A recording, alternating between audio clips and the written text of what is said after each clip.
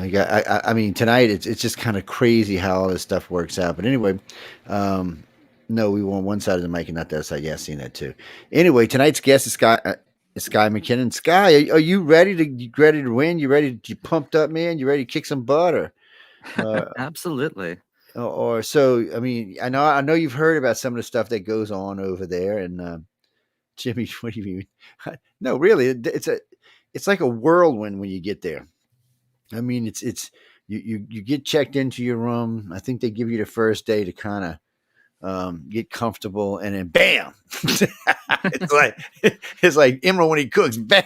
I mean, it's just no, guys. Trust me. I go to a lot of their classes and a lot of the other stuff they go to, so I'm there with them, so I know what they're going through. It's just I'm not an author or an illustrator, so I'm just there as a happy observer. Yes, yes. Oh man, there's a lot of tears. So there's a lot of other stuff that goes on. It's just so much stuff that actually some of we can't actually even talk about tonight because there are certain things that are still secret because we're still 2 months out. But so have you heard any horror stories or anything? Have you heard it's just gonna be fun or scary or something in between? I'm just interested. I always ask when people hear about it before they get there.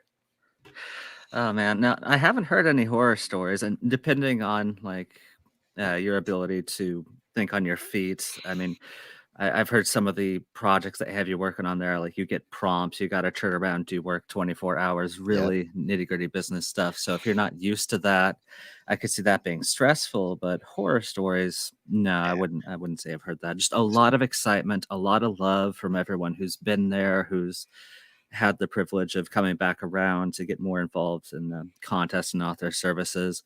But generally, what I see and what I feel myself is just a lot of excitement, a lot of anticipation, even after so many times entering, watching so many friends and colleagues get a chance to go and have that experience. It's interesting. I'll tell you that it is one of those things that'll be with you. It'll be with you for life. That's for sure. And with them, and they look at it differently. Once you win, you're part of their family. So I see a lot of times because I travel with them. Sometimes I catch them up at Dragon Con or FanX or something like that, or some of the other places we maybe get headed to. And I'll come hang out with them in a booth. We'll do interviews. But what's nice about it is you'll see a lot of the winners in the booth. Whoever happens to be living around there, if somebody just flew in or whatever, they give you that time, to do that. And with Sarah and Emily out there selling, it attracts a lot of attention because them girls can hustle. And so no, I'm serious. I mean, I give Sarah shit about it all the time, but they look. They can sell holy water to the Pope. I'm not kidding you, man. But anyway, it attracts a lot of attention. So you're sitting there with your books or your artwork or whatever you're there for, and you get to be part of that excitement and part of that. And then going back to LA, the 24-hour story is one of my favorites to watch because I got a lot of good film on that, a lot of good footage where some of these people's heads look like they were going to go. Stories like, oh, you know what? Yeah, I wrote it, and then I looked at it, and I threw it away, and then I wrote another. I looked at it again, and then I looked at the clock, and it's 4 a.m. I'm like, oh shit! It gets stories like that, but they get through it and all. And you have 10 Powers and Jody Lanai hosting that class, and they're really good at what they do, and they're a lot of fun to listen to. Lots of really good advice, and they just take them and throw them downstairs, and whichever one lands up is the ones they use to torture people with. But what do you mean, Chris? Is that a true story? It's a semi-true story. Yes, in a way, it's a true story, but we can't get into that right now. But it is a semi-true story. But it's a lot of fun, and then there's so many other things they show you how to prompt. I can't remember the lady's name, and I really like this woman. So she went around. She gave everybody like 3 sheets of paper, and then she started giving them little things, thimbles and all kind of little dumb stuff, and it was a 20-sided dice. So when you roll a 20-sided dice, you look on the first list and it would have a category or something. And then you would pick that and then you'd roll it again and you go to the next list. And then those 4 or 5 things would give you the basis of your story. It was interesting to watch. So when it was all said and done, because I actually heard some pretty good stories come out of it just sitting there in the class with them. When it's all said and done, she walks up, she hands me the stack of papers, the dice, and some other stuff. She said, I know you can do this. I'm like, what? I said I'll try, but I'm not feeling the love, sweetie. But I mean, they're really good. And I mean, everybody I met there is really good. And to be honest with you, and keep this in the back of your head when you're there, it's a good piece of advice I'm going to give you. Everybody's very approachable. They want you to talk to them. And I'm just a little secret, but they really want you to come up and approach them and talk to them because they feel like that's the people who are really going to be the guys that get ahead, the guys and the ladies, sorry, that are going to get ahead. They're going to be the ones that go out and change the world and change the industry because they're out there, because they're showing themselves when they want to know the information. I mean, Dean Wesley Smith has so much information he could fill a freaking encyclopedia. Um, and then and there's nobody there who doesn't. I mean, whether they're an author or an illustrator, they're the top of their line, and so it's always great to hang out with them and listen to them. Um, I don't always know who's going to. They don't tell me who the speakers are until I get there. So I know most of the speakers personally, but still, but they like to be approached and they like to be asked questions, and they call it. Um, oh, oh hell! Now I forgot they call it. Well, anyway, in the evenings, everybody usually gets in one of the lobbies and sits around and starts having cocktails, and there's a ton of information gets exchanged right there. And you'll be surprised how many of them will invite you to lunch with them. Yeah, that's cool.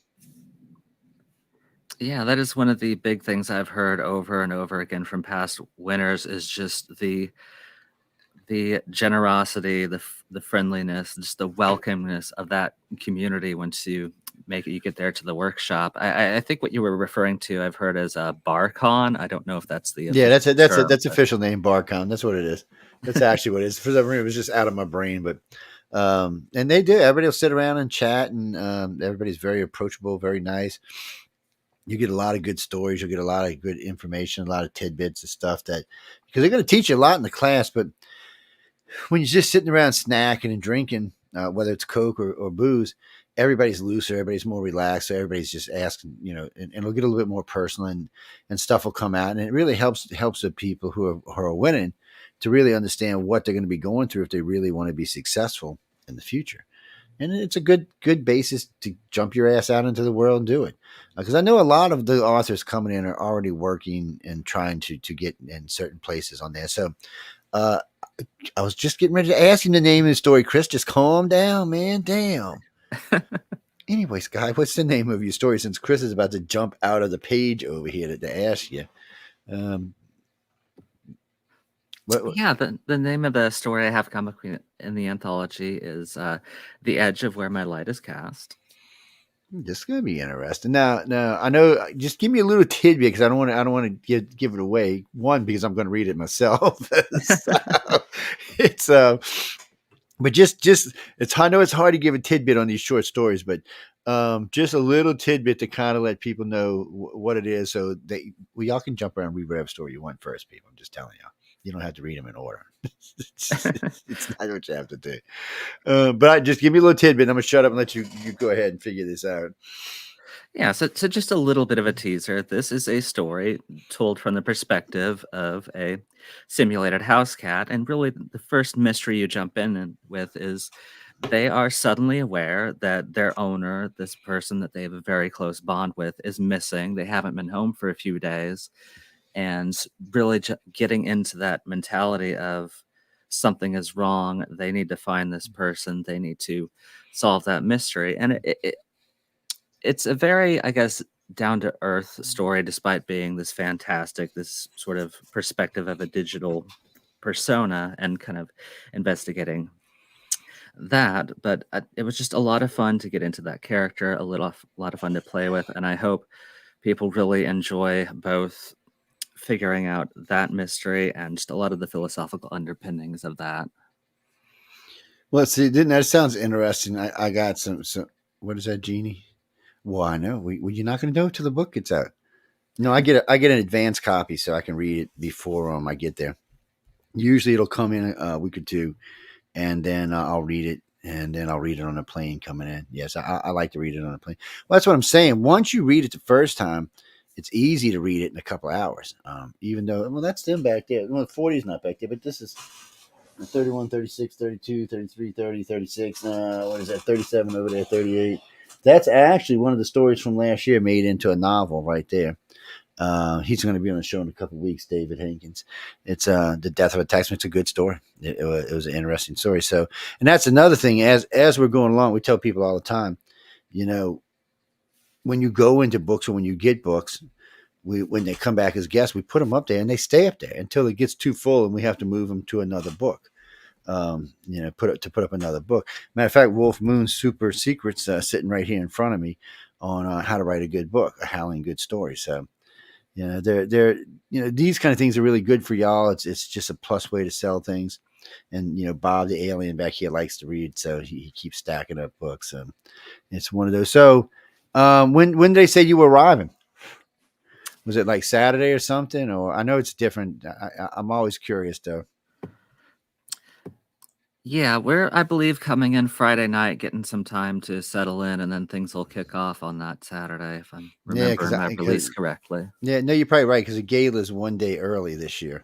It's Yeah. usually on Friday, so it's on Thursday this year. And what do you mean, Jimmy Lee? I have no idea what hotel is. No, I'm telling you, Joni doesn't tell me anything until she sends me the. Actually, when she sends me the flight information, she still doesn't tell me what hotel it is. When they pick me up, we go right full into the hotel. I know what hotel we're at. No, I'm serious. It's well, really, I don't really need to know what hotel is. I'm not going to tell any of you, so I don't need to know. If I asked her, yes, she would tell me, but that's not something I really feel like You're such an idiot.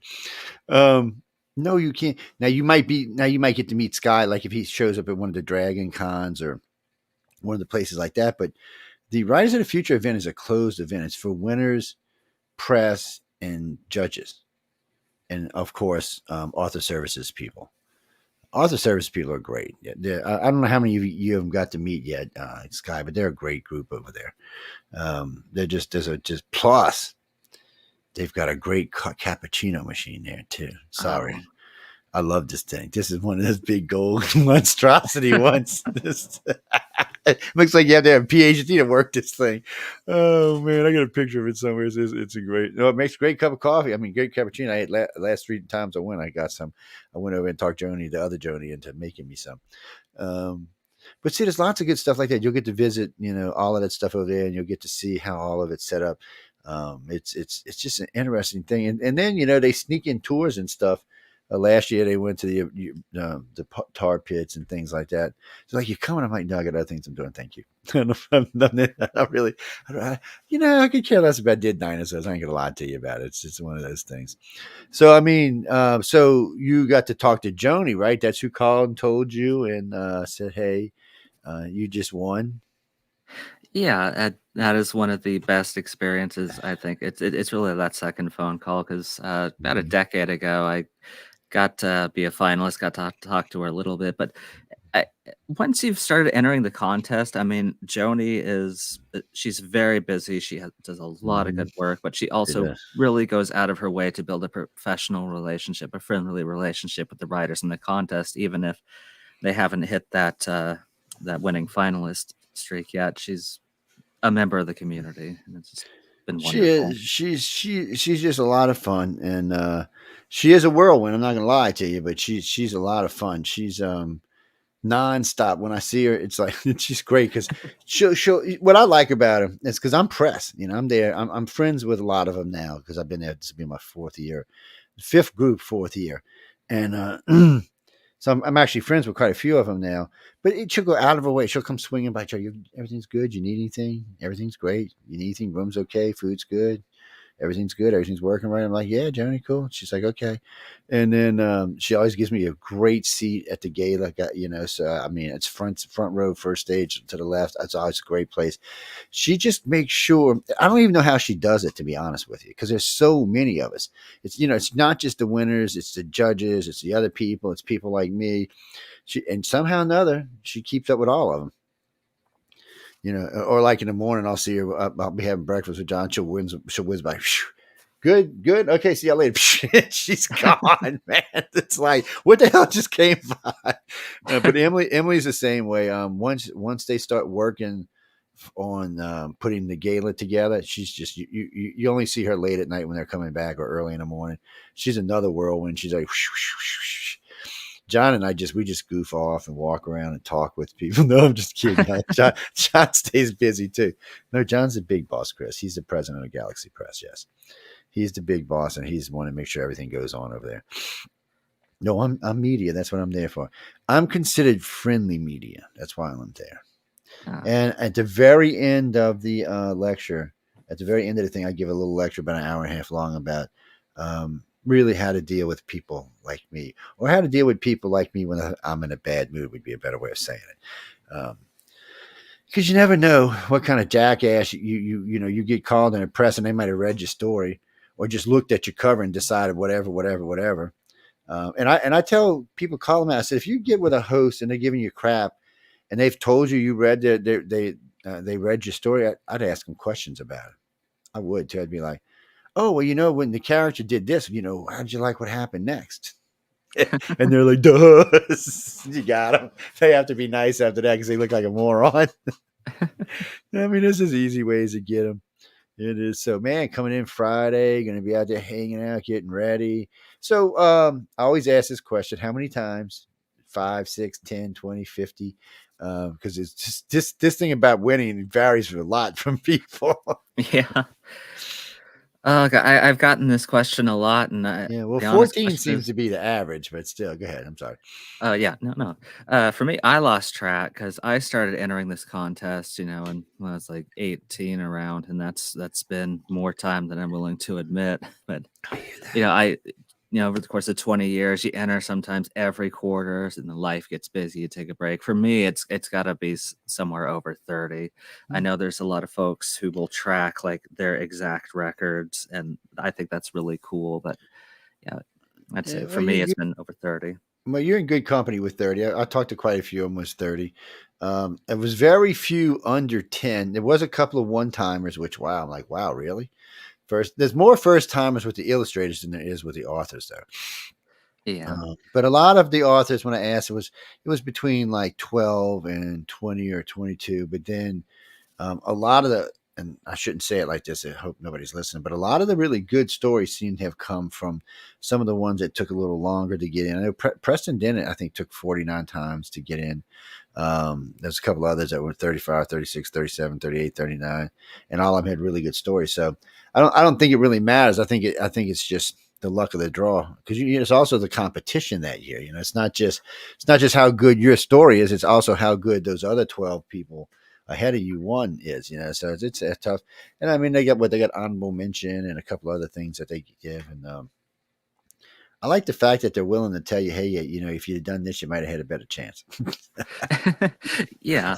And I mean, the contest does provide a good kind of metric of how you are developing as a writer. But once you start hitting that finalist tier, you said luck, and that is a little bit a part of it, because you don't know what other people are writing. And the best thing you can do to, I guess, refine your chances is push for a niche, something that means something to you that not everyone else is doing. Because one thing I consistently heard from the coordinating editors is you get to quarter 3, quarter 4, someone might send in a really good like cyborg story, but they've already had a winner in quarter 2, and you have no way of knowing that. And I know that's the thing, you don't really. Yeah, so at that point, it becomes it's a bit of luck, because you put together an anthology. You want to have a really strong variety that works well together. So it's not just the best story, but it's also the best fit for the collection. It's all these other things. So it becomes also about persistent. And I think that does accurately reflect, if you're going into traditional publishing, the kind of selection that goes in there as well. But again, there's a lot of people that if you're trying to get in, if it's your 10th, 20th, 30th time entering, stick with it, because one thing I consistently see is that writers that reach that level, that really stick with it, that your time will come. Oh, I agree. I mean, if you've got that willpower to stay in there, it will. Especially since the fact that sometimes you get feedback that can help you, either help that particular story, or either help that particular story or help you lead to a better story. A better story that comes out of it.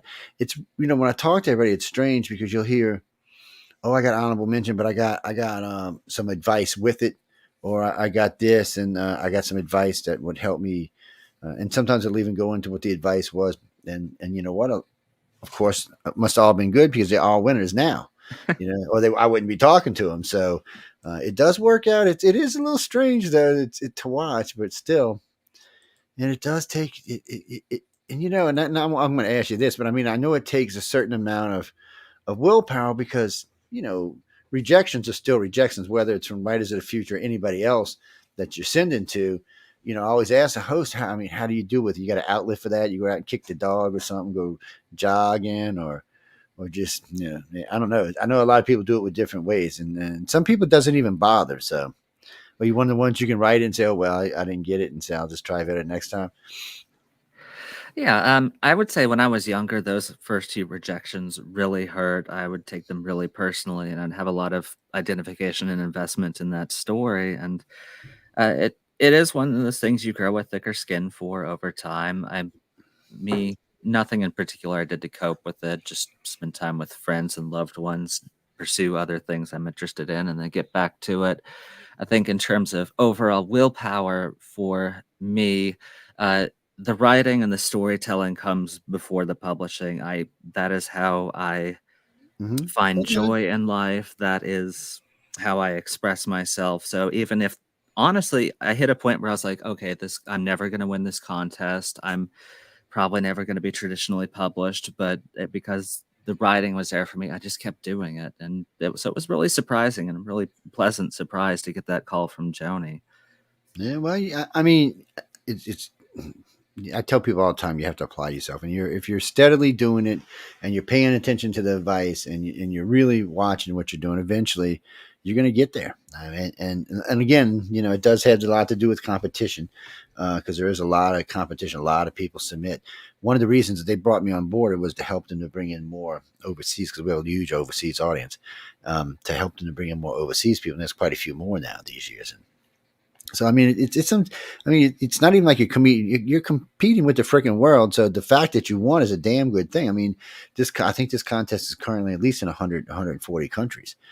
That's where it's recognized at. So I'm thinking, Jesus, man, that's a lot of people to be competing with.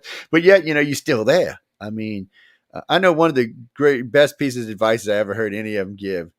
Don't listen to your mom. Don't listen to your dad. Don't listen to your brother. Don't listen to your sister. Go find one of your friends that is a real, you know what, and say, hey, read this for me.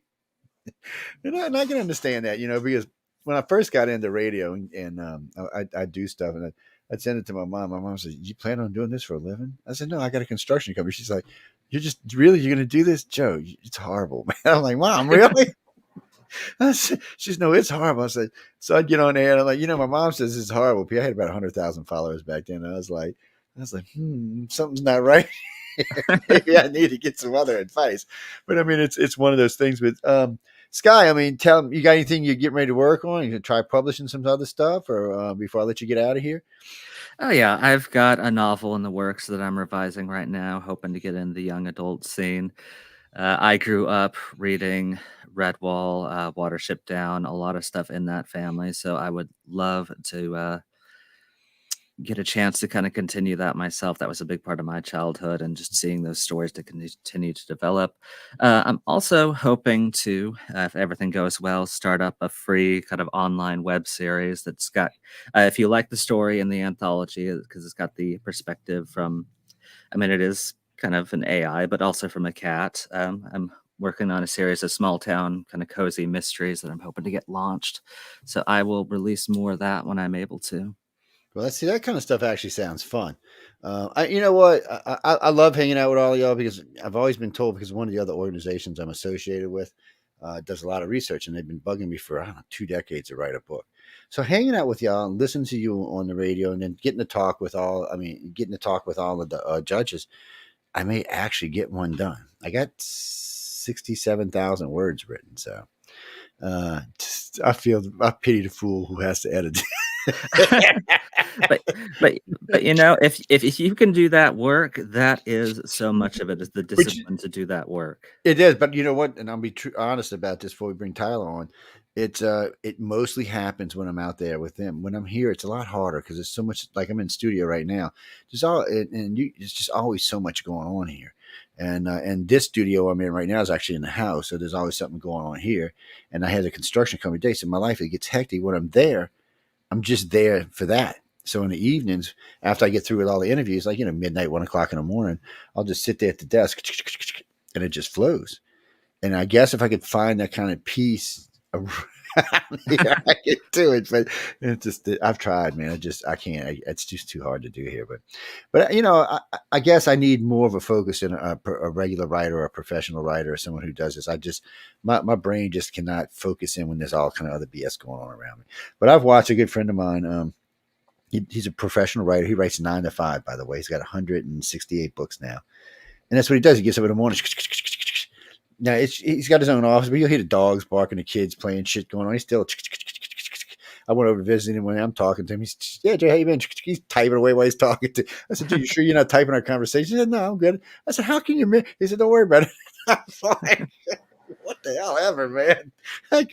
You couldn't pay me money to do that, man. I'm just telling you, you couldn't. But Sky, you've been great, man. I can't wait to meet you when we get out to LA. We'll get hooked up. One of the nice things about this, the people who get on now get earlier shots at the longer interviews because y'all came in first. The further down the list they are, the longer it may take to actually get a real interview in. Because when we do an hour or 2 hours, we can only do so many a day because we're dividing our time between y'all, the contest people, the contest itself, the judges, and of course John and some other people are also out there doing interviews. So it gets a little hectic, is what it gets like. But I can't wait to see you. Nice to talk to you. And Sky, I hope to see. I just hope to see everything goes really good while you're here, man, because it's a lot of fun. Like I said, it's tiresome, but it's a lot of fun. So thanks again, man. Yeah, thank you for having me on, and I'm really looking forward to it. Yes, it is. And then I see we have, what is that? Taylor Vail. How you doing down there in the green room? We can't hear you right now, but he's in the green room. But I'm gonna drag you up here in a second. And boop, and there you are, Taylor. How you doing? That's Sky getting ready to go, and he's one of the other winners. You'll get to meet him when you're out there in Los Angeles, and partying every night until you can't die. Yeah, I need to bring some board games, right? Yeah, it is. It's fun, but well, Tyler, hey, nice to meet you right off the bat. So why don't you tell our audience just a little bit about yourself, man? Yeah, I'm Tyler. Been practicing art, like trying to go into it full time as a career for about 4 years now. When I first got into it, I didn't realize how difficult it was. And I really wanted to make a career out of it. I was working at grocery stores, just trying to make a living. And 4 years later, I'm still struggling to get as good as I want to be because there's always trying to get that next level and looking at those people that have been doing it for 20 years. So. So you wanted the illustrators? That sucks. I can't see what it looks like. I should have made John send it to me. Damn it. Or Carmen. I should have actually made send to and think about it. But so wait, so you're going to get to meet some legends, man, when you get out there. I mean, some serious legends. And Echo's tough. I ain't gonna lie to you, man. She's good at what she does, but she's tough. She's a coordinating judge, but she's really good. Usually Tom Wood's there, he does NFL, NBA stuff like that. He's a character. I'll just say I like him. We hang out, and then Santos is there. Dan DeSantis is there. He's usually there. Yeah, he's one of my favorites. Yeah, because he's an outstanding artist, is what he is. Every time I start a new piece, I go over there and look in his portfolio and try to steal whatever I can. Yeah. Well, he's a great artist, and he's actually a really nice guy, man. He's easy to talk to. He likes to talk with y'all. He's very laid back. I was telling Sky about the judges. When you're at the BarCon, they want to chat. A lot of times they'll invite you to lunch with them and stuff, or they'll just hang out, or if they might catch like a group of y'all sitting in the lobby and just come out and talk and say, want to hang out like in the barbecue.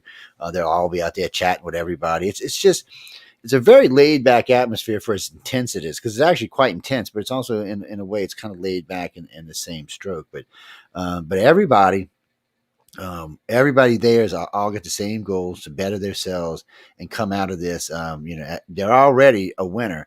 So, that's already bettering themselves as far as a career goes. And, I talk to a lot of people about Writers of the Future when I'm out lecturing. And it's well received. People really like it. I mean, the books are good. The artwork is good. I've met some fabulous artists last year, which I'm not even going to mention the name because they already get too much press as it is. It's well, I was telling Sky earlier. Authors tend to be a little bit more outgoing at these things than the illustrators are. Usually, we'll get the illustrators will be way more inverted than extroverted. Not all of them, just most of them. There was two particular young ladies last year who were, let's just say, very outgoing and leave it at that. They did a great job. And, Larry Elmore was there last year. And April Solomon had just admired the daylights at him, and they were both doing dragon. So we got a dragon contest coming up later this year. I'm getting 3 of the best artists that come to Writers of the Future and 3 of the winners, and we're going to see who does the best dragon. So we're going to do it for a charity, and it's going to be an open contest, so anybody can actually join. But it's just one of those things we've been wanting to do for a while, and I've been talking with Larry about it last time I was in LA. And he's like, well, I'll do it. I draw the best dragons ever. I'm like, okay, Larry. And he's a lot of fun, man. I mean, you'll enjoy yourself. I mean, they're there for the questions. They're there to help you with style. And, for somebody who can only draw a stick man, I learned a lot about shading and other stuff like that. I mean, really, I can only draw a stick man, but now I know how to shade the stick man. Learned that from Santos, actually, and from Dan. And it's just, I spend a lot of time with them because a lot of them have oils. And I'm a big fan of oil paintings for some reason. Don't ask me why. It's just really nice, man. So how many times it take you to get in? 5, 6, 20, 50, doesn't matter. As long as you win, you win. That's all that matters. Sky got in first time, man. Damn. This was my first time applying too. I'd been following it for about 3 years, and then my friend was like, "You have to apply." I was like, "There's no way I'm gonna win." And so I applied first time. Got in. Yeah, well, see, the illustrators do a little better with first timers than the authors do for some reason. I'm not exactly sure why, but there was a first time winner last year. I think there's been a first time winner since I've with the illustrators since I've been with them. It's a lot of fun. I mean, there's so much stuff you're going to learn. They bring in live models, which is really nice. Because I was sitting there one day, and I'm like, who the hell is these 2 people in here? These 2 girls carrying swords and stuff around. And Echo goes, that's the models. I said, what models? She said, no, the models for the class. I'm like, what? So then she goes up there with herself and lays down and poses how she wants the girls to pose. I was cracking up. I said, I get pictures of that for blackmail in the future, right? Also, matter. Yeah, she's a lot of fun. She's really good at what she does. And I noticed the classes are very responsive to how she does things. So, but they all give great classes, so you're gonna have a lot of fun, and it's definitely interesting. And I don't know if Dan's coming this year, and I know he tries to come every year because he's a blast to hang out with. And Dan, Tom, and Echo hang out together most of the time, so they're all 3 a blast. And I got in trouble 2 years because they said I got them all drunk. I did not. That was a rumor. That was a rumor. No, there was no evidence for that at all. There was no evidence. But I mean, they really are. It's a lot of fun, and it's a lot of fun. So have you heard anything scary about the artists out there? I'm just curious because rumors get started. You never know what people hear. No, the only one I've heard is DeSantos can be hard on his students, but that's usually what you want when you pay to be a student. You want them to be hard on you, so that way you learn more effectively, right? So they're just like, oh, good job every time. You're not learning all that much. You'll see with the artists, the illustrator people, the judge are a little bit tougher because they figure, look, we got you for X amount of days. Mm-hmm. All right, we want you to be successful, and it's not just that. And I'm gonna tell you a little secret.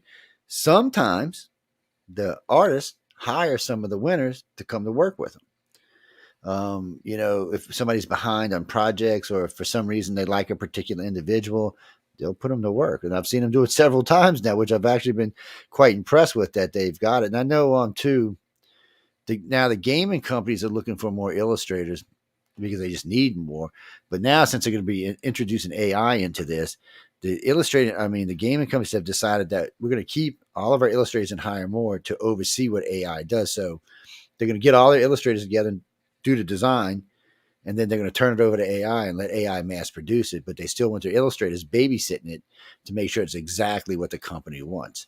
The only real difference for them is instead of taking maybe 3 months to get a draft together or something good, they'll do the original draft with the illustrators, and then AI will put it all together in probably about a week or faster. So that just speeds it up for people like you and I to get the games faster. That's all. Yeah, we'll have to see what happens with laws too. Yeah, we do, and because right now it's you can't sell it because matter of fact, you can't not this banner, but the banner for one of my other shows is actually an AI banner, and the problem is I can't own it. Yeah, you can't copyright them. There's nothing you can copyright there, and for some reason the government's not really looking to copyright any of this. They're just kind of like, well, maybe. That's a good thing in my view. Oh, I think it's a good thing too. Well, and there's so many people use it for trying to hoax stuff, but AI is not quite there yet. There's still issues with hands and feet. It gets better every time I see it. It's better. Yeah, let's give it another 2 years. There's still issues, and then there's a company writing a software so that they can know if it's AI or if it's been created by a human. So I'm not exactly sure how the hell that's going to work either. But I always ask it. Because for hosts, it's not as. For authors, this is not a big a deal yet. It can write stories. They're usually crappy stories, but it can write stories. It can do them. You'd be surprised though. One of the guests I had on, Jeff Weiner, he's out there in Vegas. He's the first one that really brought me into AI to show me what it could do damage wise, and it's there's just so many things that this can be used for, but for authors, it just doesn't seem quite. It's the stories get disjointed. But he did a comic book while we were live on the show. By the way, it did the artwork, the balloons, and all the writing just from 3 paragraphs that he wrote. It was actually pretty damn good. If you would have been a kid, you'd have probably bought the damn thing, which really bites because that's somebody's job's going right out the damn window there. And then now a bunch of companies like Marvel and DC are decided saying, wait a minute, you're stealing this from our stuff. It's copyrighted. And they're like, no, it's AI. You can't really copyright it against AI. I don't know where the hell this is going to end up. I know it's going to end up in court a lot. Yeah, we'll have to see some regulations. I would at least just like a stamp of this was created with AI at the bare minimum. So that way people know.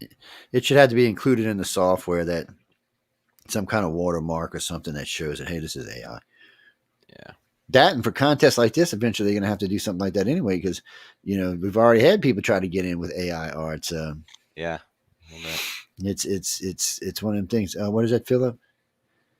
No, AI's got a lot of uses, but not when it. The problem with AI is people like Tyler could find themselves on the other end of it. And where AI is putting them out of work because AI can do a whole set in 2 days or 20 hours, where that takes them 2 months. Because if you're doing art, you got to do it right. Well, no, you can use your computers now. There's lots of ways. Oh, I was going to ask you to do that. What's your favorite medium anyway? Is it like Node or Word? I'm on the wrong programs.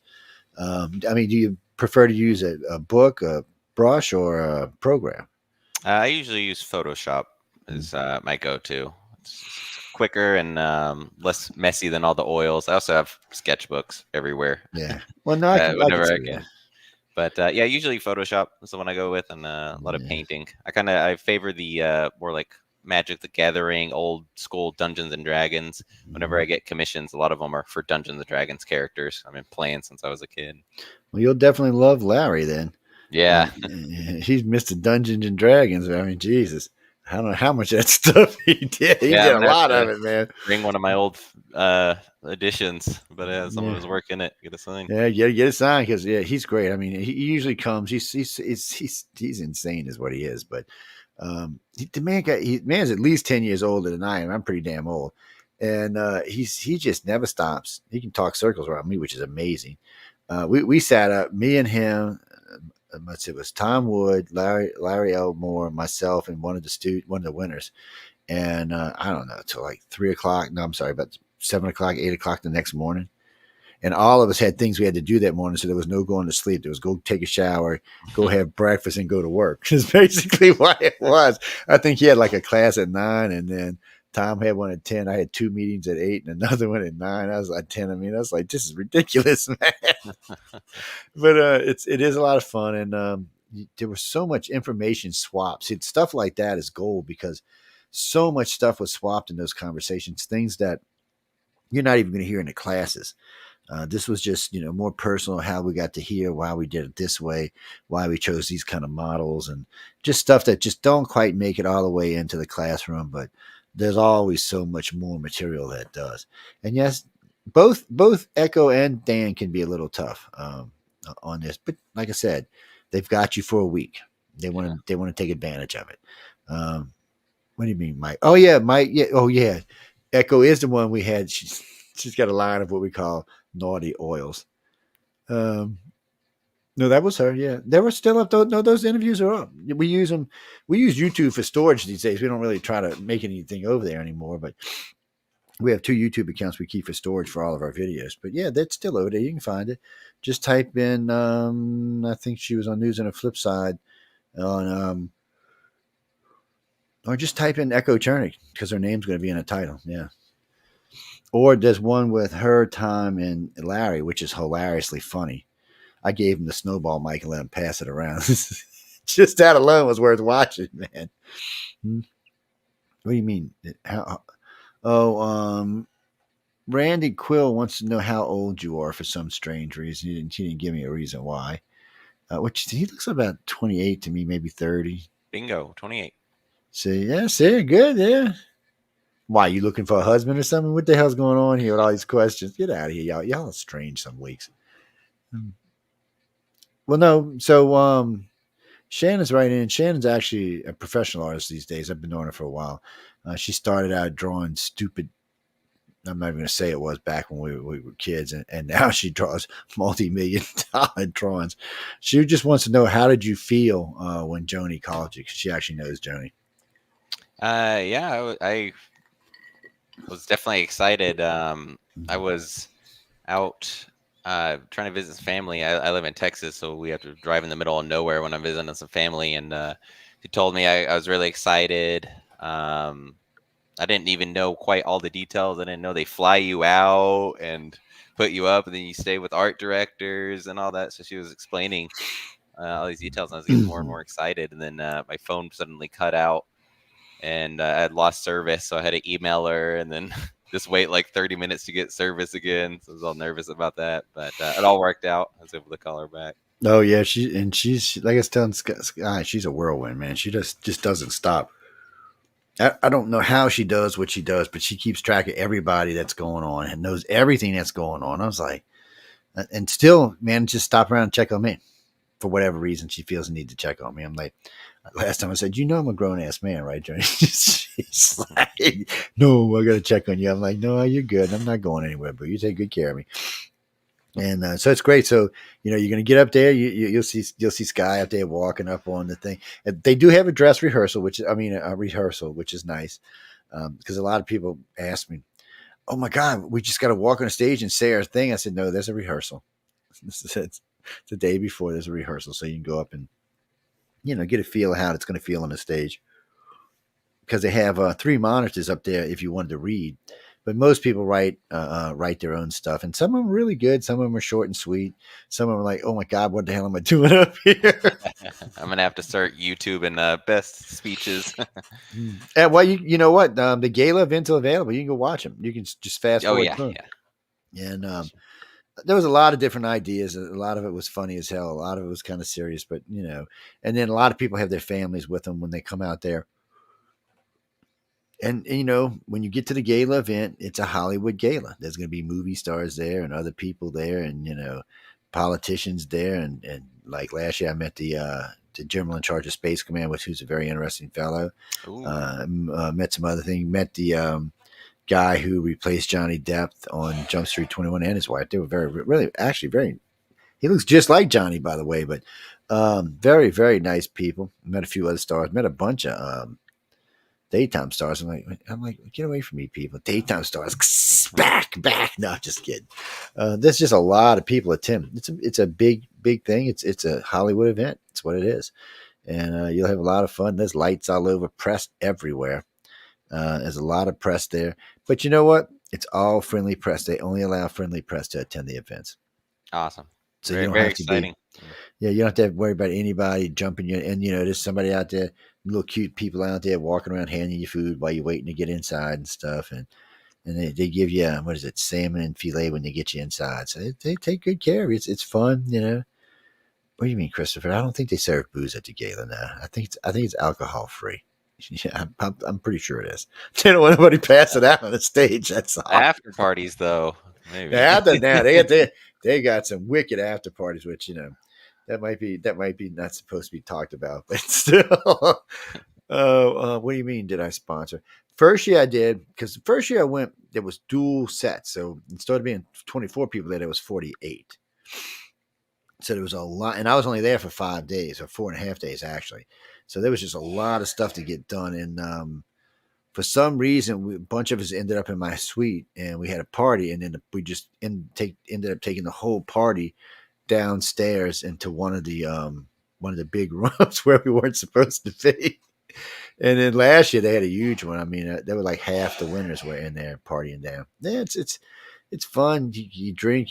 Well, you got to remember, in LA, you got to go buy booze before midnight if it's a weeknight, and before 2 a.m. if it's a weekend.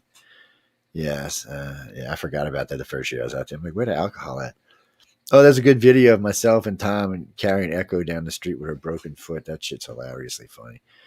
That's classified, people, just so y'all know that. It really is. So what's your plans? I mean, we have a few minutes. Wait, I mean, any place they can see your art, or anywhere you want to go this year with it? Yeah, if you just search my name, tylervail.com. I have my own website, and then also ArtStation. Right now, I'm just trying to better my skills and get work. So if any art directors are listening, shoot me an email. Yeah, and it's funny because more and more this show is being pushed out to, because like John's friends with the people over at Barnes and Noble and Books A Million and places like that, and I'm friends with a lot of publishing companies, especially a bunch of small ones. I even got friends over at Amazon, so they pop by and listen because they're all doing the same thing, looking for talent. Everybody's looking for talent. They're looking for that person that can take it to the next step. That's what they're all looking for. So good luck with that. When I see you in LA, what we'll do, usually when we're in LA, I'll get you to give me your website and we'll talk. We'll bring up some of your artwork and talk about it a little bit while we're talking about whatever. Because by then, we'll usually wait a day or two to let y'all kind of experience the fun that's there. It's no, it's fun. I mean, it's hectic, but it's fun. No, it's not everybody's busy there. It's not just the winners. The judges are, the people who work there are. Well, you've got the staff from Author Services and the staff from Galaxy Press. Yes, and they're just, all of them are busy. Everybody there you're going to meet is really nice people. They'll go way out of your way to help you. And there's a lot of them running around in different directions. You'll see me harassing a whole bunch of them. And it's just particularly ones I really like to harass. And you'll see them. They're like, Joe, leave me alone. Nope. Even I got a microphone and a camera in my hand. I'm like, hey, what's up? Let's go talk. No, get away from me. They do work hard, though. All of them do. And one thing about them, don't be standing around. They put your ass to work. I've been talking about when we're at events, when we're doing events.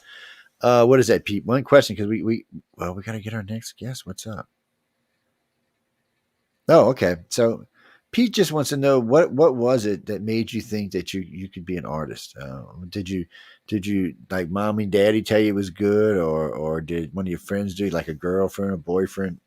Well, I gotta mention girlfriend and boyfriend today. If I don't, I get hit on with people. People are mean to me now if I don't say that. I know, man. No, as growing up, I played a lot of Dungeons and Dragons and saw those illustrations in there, and that's great. Like someone's got to be being paid to do these, right? So yeah, somebody's got to get, and you see how much where Larry is these days. Obviously, that's a lot of money in it.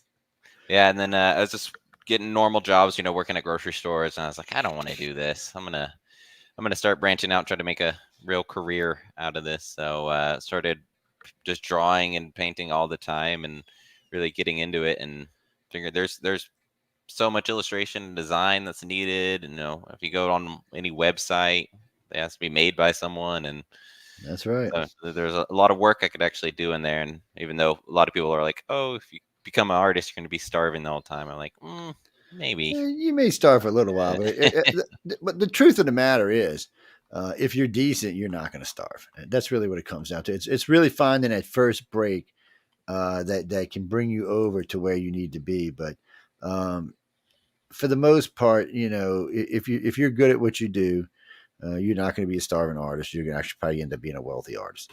It's there's a lot. It's not like the old days when we had like billboards and posters and certain types of art. That was it. Today we have the internet, which just needs. I mean, just this radio station alone, we have more than 140 banners between the shows, the station. Somebody has to do all that shit. Yeah. We have what 36 websites for the network. All of those have to be made, and I'm just a small guy. You can only imagine what iHeart and all of them, how much information to put in. And then everybody who does a video of not a regular video like this, but a video with any type of animation or artwork done, somebody's got to do that. Somebody's got to draw that. Somebody's got to sit down and draw the artwork ahead of time to see what the actual video is going to run before they put it together. Or any, and then we know Hollywood, it needs them just for pre-draws for its stupid shows. And they don't want to use AI for some reason. They're like, no, we don't really want to use AI for this. We'd rather have somebody real. I think it's easier. You can't really bitch at AI. Oh, AI, you piece of bleep, bleep, bleep. AI is going to give a blank, They're going to be like, sure, bitch at me some more. Now, you might go away. The human might say, shut up. Or, well, maybe I did mess up there. I got faith, man. Look, that's why I like meeting all of y'all. I know somebody in these groups are going to break out and be the next Van Gogh or what do you mean the next Steve Edison? Oh, you're talking about, I know what you're talking about now. That's a whole different thing, Christopher. Yes. Well, art is in everything we do. Mm-hmm. Even in designing cars, you have to have someone who can illustrate. Shoes. So someone will draw this first before they put it on sketch it out, before they put it into a computer and make the concept of it. And even that usually has to be done by an artist. Yes. AI is not quite. I don't want AI designing my car yet. Let's just be honest about this, man. We can wait a little bit before we let AI start designing my cars. No. I'm not feeling the love here, man. No, I'm really not. So I was telling Sky earlier that they since now you're in the family, because basically that's what they consider this is a big happy family. And I got to give them credit for that. So I see a lot of y'all at places like Dragon Con or FanX or any of the cons, because there's a lot of them these days. Because usually you'll see someone from Writers of the Future at almost every one of them. John loves to attend them, and they go out to sell books, but they go out to make connections. And while they're there, they got this big double-sized booth. They say, hey, look, if you're going to be there, come sit at the booth. Come sign some autographs. Come sell some books. Come sell some art. It's one of the things. And you get to hang out with the crazy people. What do you mean, Pete? No, Emily is not crazy. No, I'm not saying Emily's crazy. No, I got to see her in a couple of weeks. I'm saying Emily's crazy. You're not going there with me, my friend. No, Emily Goodwin is who we're talking about, John's wife. And she is the vice president of Galaxy Press. Yeah, she is. John's president. She's vice president. And I'm pretty sure Joni is in number 3. Yes, that's the group right there. Writers of the Future is a great group of people. They're just a lot of fun to talk to, a lot of fun to hang out with. And I think y'all can really enjoy it. I mean, I think you special, the better, the lighter or the easier personality you have, the more you're going to enjoy this. If you get too overstressed about it, it'll probably put you over the deep end. But most of the people I see really have a lot of fun. You see a lot of laughter, some tears, good tears, people, not bad tears. I didn't mean it like that. I mean, good tears, happy tears. Lots of hugging going on, and it's a lot of fun. And so I can't even ask you, whose artwork for what book you're doing, what story you're doing, because I'll get in trouble for that. And yeah, no, people, we have something they do for that, so I'll get in trouble for that. That'll be bad, Joe. But this all everybody who's talking tonight with us guys are one of the winners from Writers of the Future. You can check them over at writersofthefuture.com. That's where you can join the contest or learn the rules, or maybe even take the free course to learn how to be a writer. And of course, if you're interested in any of this material, including what he's going to be in book 40, which will be out in a couple of weeks, that's over at what are you talking about? It's galaxypress.com. Yeah. Yes, galaxypress.com. Writersofthefuture.com and Galaxy Press. Galaxy Press, where you go get the books. Writers of the Future, where you go write the books and put them in. There you go. You got it. Galaxy Press got a lot of stuff. You go over and take a look. There's a lot of material there. I've actually listened to quite a few. And every now and then you get lucky and they send you something special. Like I got Mission Earth on audio. So I've been listening to this. I'm on book 5 right now. It's 10 books, by the way. And this must have took like 6 months to write. But I got to tell you this. I can't remember his name now. Who does a lot of the voice? He's usually at the contest too. He's very famous. Oh, and let's not forget Bart Simpson's there almost every year. The lady who does Bart Simpson's voice is there every year. So Really? yeah, she's freaking hilarious, dude. I mean, she is like. I was talking to her and we were just talking about just random BS. And she just goes off in this cue. I was like, I was dying. She's killing me. I said, stop it. I said, just stop it. I said, I got to go back to work, man. Sure, you're going to interview me? I said, I'll catch up with you before you leave. But just like I said, there's a lot of good people that come in and you get special people come in and things like that. And other famous authors that drop in and things like that. So it's a lot of fun. Other famous illustrators that drop in. Yeah, you see them. And then, they have a lot of Frank Frazzetta's work around too for people to take a look at, and because he was pretty good at in the day. But anyway, we got to go, man. We got to bring on Amir down here. I see he's down here hiding out, all quiet, and he's like, "Yeah, I'm being good. I'm chilling." Yeah, I'm telling you what, you need to chill now because you have no energy left after a week. I can't wait to see all y'all guys. It's going to be a blast. It really is, man. It is. Let me. But Tyler, you were great, and like I said, when we get together in LA, make sure we want to put your website up because we want people to see the artwork. So I'll let you pick what you want to see. We can go through the whole thing if we want because we can. The interviews are as short as long as we want them to be. So don't when we catch up, just keep that in the back of your mind. So if you want to go through like your page, because we can pull it up right here, right in the room with us right here, and go through everything you want to go through. And we can click through it just like you'd be on the website itself. Same thing with the author. So it's an extra benefit to using StreamYard. You can anything that's on the web can be put into chat with us. Well, put into the videos with us. So something to think about. I would have done it tonight, but it's so short. I didn't want to take away from just getting to talk with you, but anyway, we'll do that. But anyway, thanks again, Tyler. Yeah. Let me look forward to seeing all you guys. It's going to be a blast. Oh wait, who is this guy over here, man? Man, we got some good looking guys up in this room tonight. Oh man, shit, girls, y'all better just calm down for some piece of writing to me. You know what? I'm surprised no one's asking anybody if they were married tonight. That's usually a question we get every night. Are they married? Like, why would you ask if people are married, man? Leave these people alone. They got other worries on there. Amir, say your name for me, because I'm probably saying it wrong. You're good, Joe. It's Amir. Agoora. Amir. Okay. See. Yeah.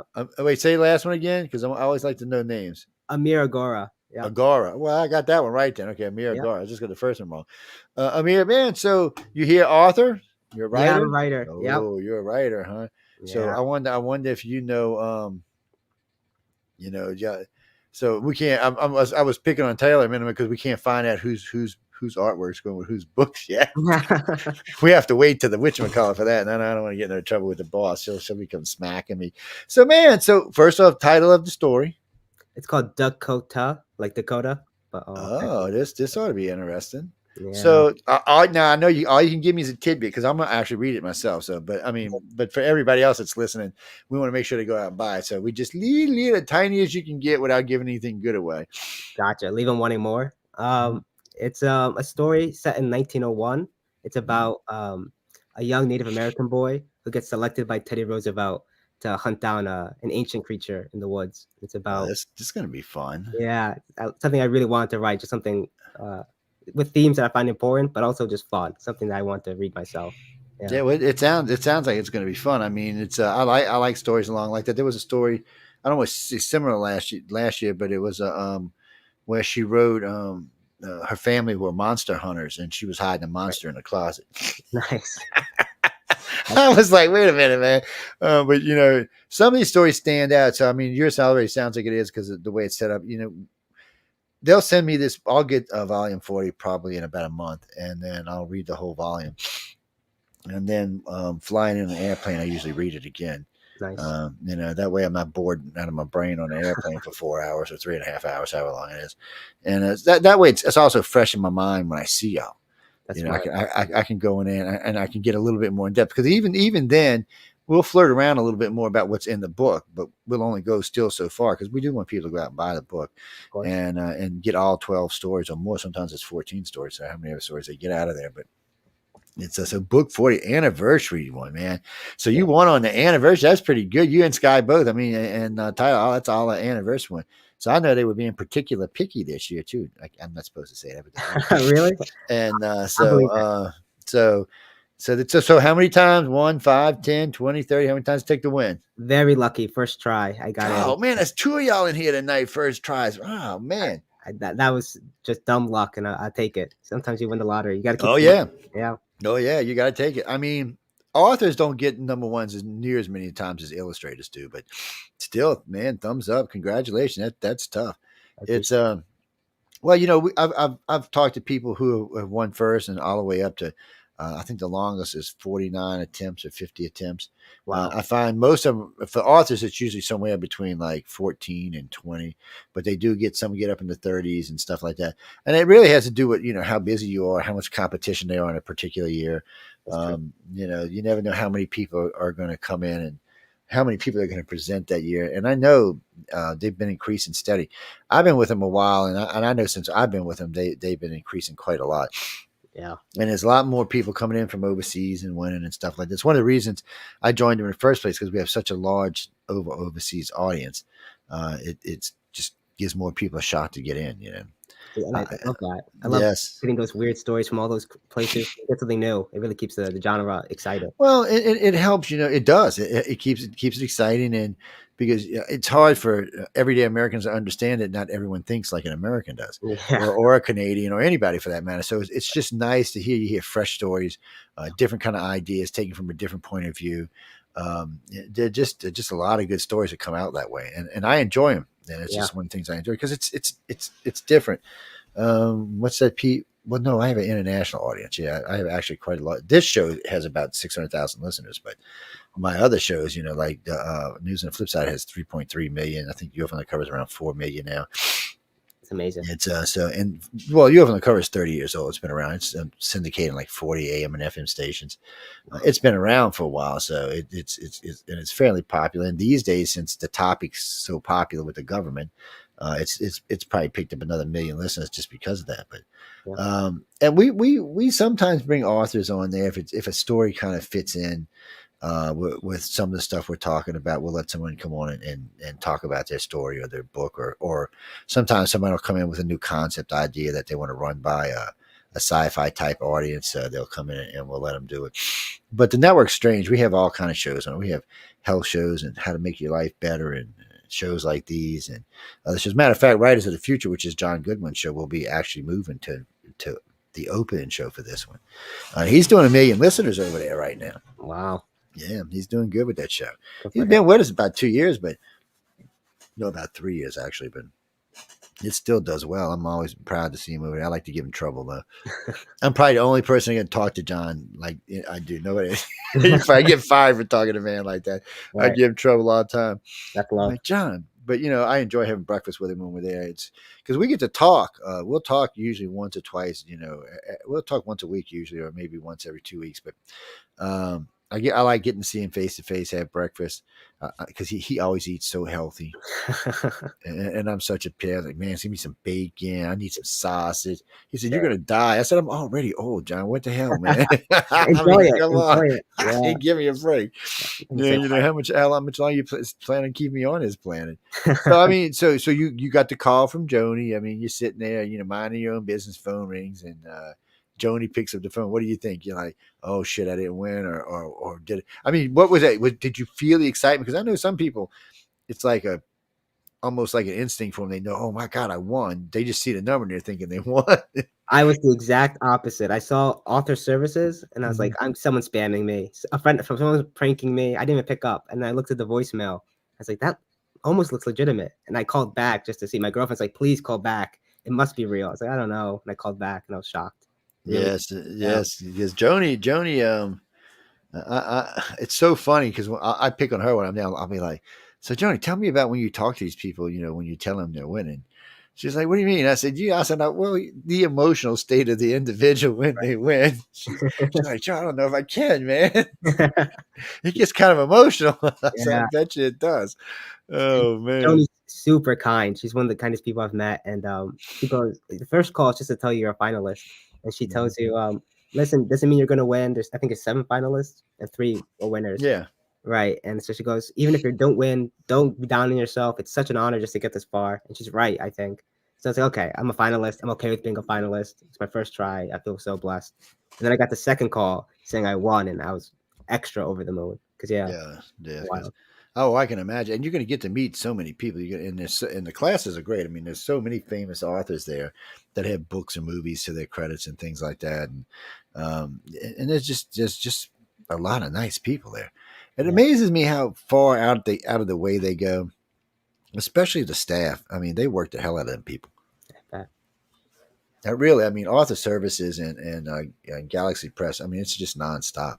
It's the whole time. And really, truly, when I'm talking to them doing after this, they're just pretty much nonstop. They're always traveling somewhere, and then there's a lot of conferences and a lot of cons in the country these days. So lots of places to go and put out the word about Writers of the Future. And then John was in Europe just recently. He just came back from Germany and the UK, promoting people like y'all. Book 41 is were out by then, so he was over there promoting everybody. What is it, Dean? You have to submit at galaxypress.com. That's all you got to do. Okay. You'll either win or you won't. Little piece of advice: read the rules about what you can write about. I always tell people PG-13. Yeah, that's what I tell them. PG-13 is the best. Well, because they want clean stories that are fun and entertaining. And believe it or not, they've got 40 books full of them now, and there's no cursing. There's a lot of nothing you would see in regular stuff on TV these days, and the books do well. People like them. There's a lot of great stories, a lot of fun stories. Yeah, because you can have a fun story without having to use the F word or have sex every 5 minutes. No, I'm not anti. I mean, sure, you can make all the movies you want like that, but I mean, really and truly, there needs to be some stuff that people can enjoy, and the movie that came out of it would be, what do you mean, like the Barbie movie? I never watched the Barbie movie. Well, I mean, what would look at me? What would make you think I watched the Barbie movie? I mean, really? It's not that I ain't got a girly side to myself. I do, but Barbie, no. Yeah. Now, you know what I used to do at my sister's bars? I used to cut the fingers off them when we were kids. No. Because if you had a sister like mine, you'd understand. She was a demon, man. I mean, she was a demon. Yeah. I asked my mom, I said, well, did you have an affair with Satan or something? I mean, this child is a demon. My dad just laughed his ass off. I said, she's still a demon even today, man. I'm like, she's a grown woman. I'm like, Checks out. Just not a Barbie fan. I might go see some other stuff. What is that, Denise? Denise, where you writing in from? Your text has an accent. Believe it or not, you can have an accent in text. I know it's weird, isn't it? Let me think. Those 2 words make me think Boston or New York.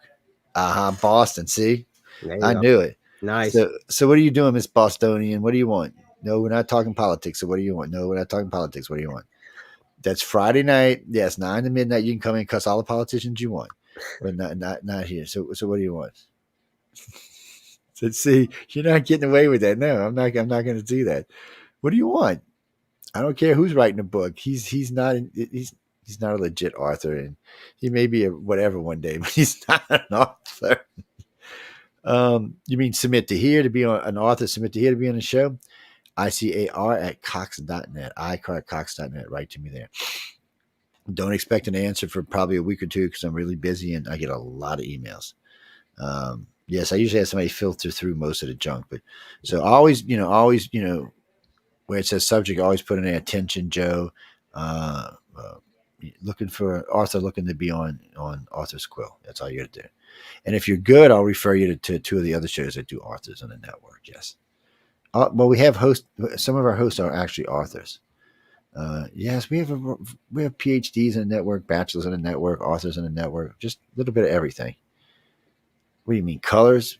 We have every colors in the rainbow on here, including the rainbow. Yes, no, man. This is the people. This is the 21st century. This is radio for the world. I mean, none of the hosts even live in the same town I do. My manager, who runs the station, lives in freaking Niagara Falls, Canada.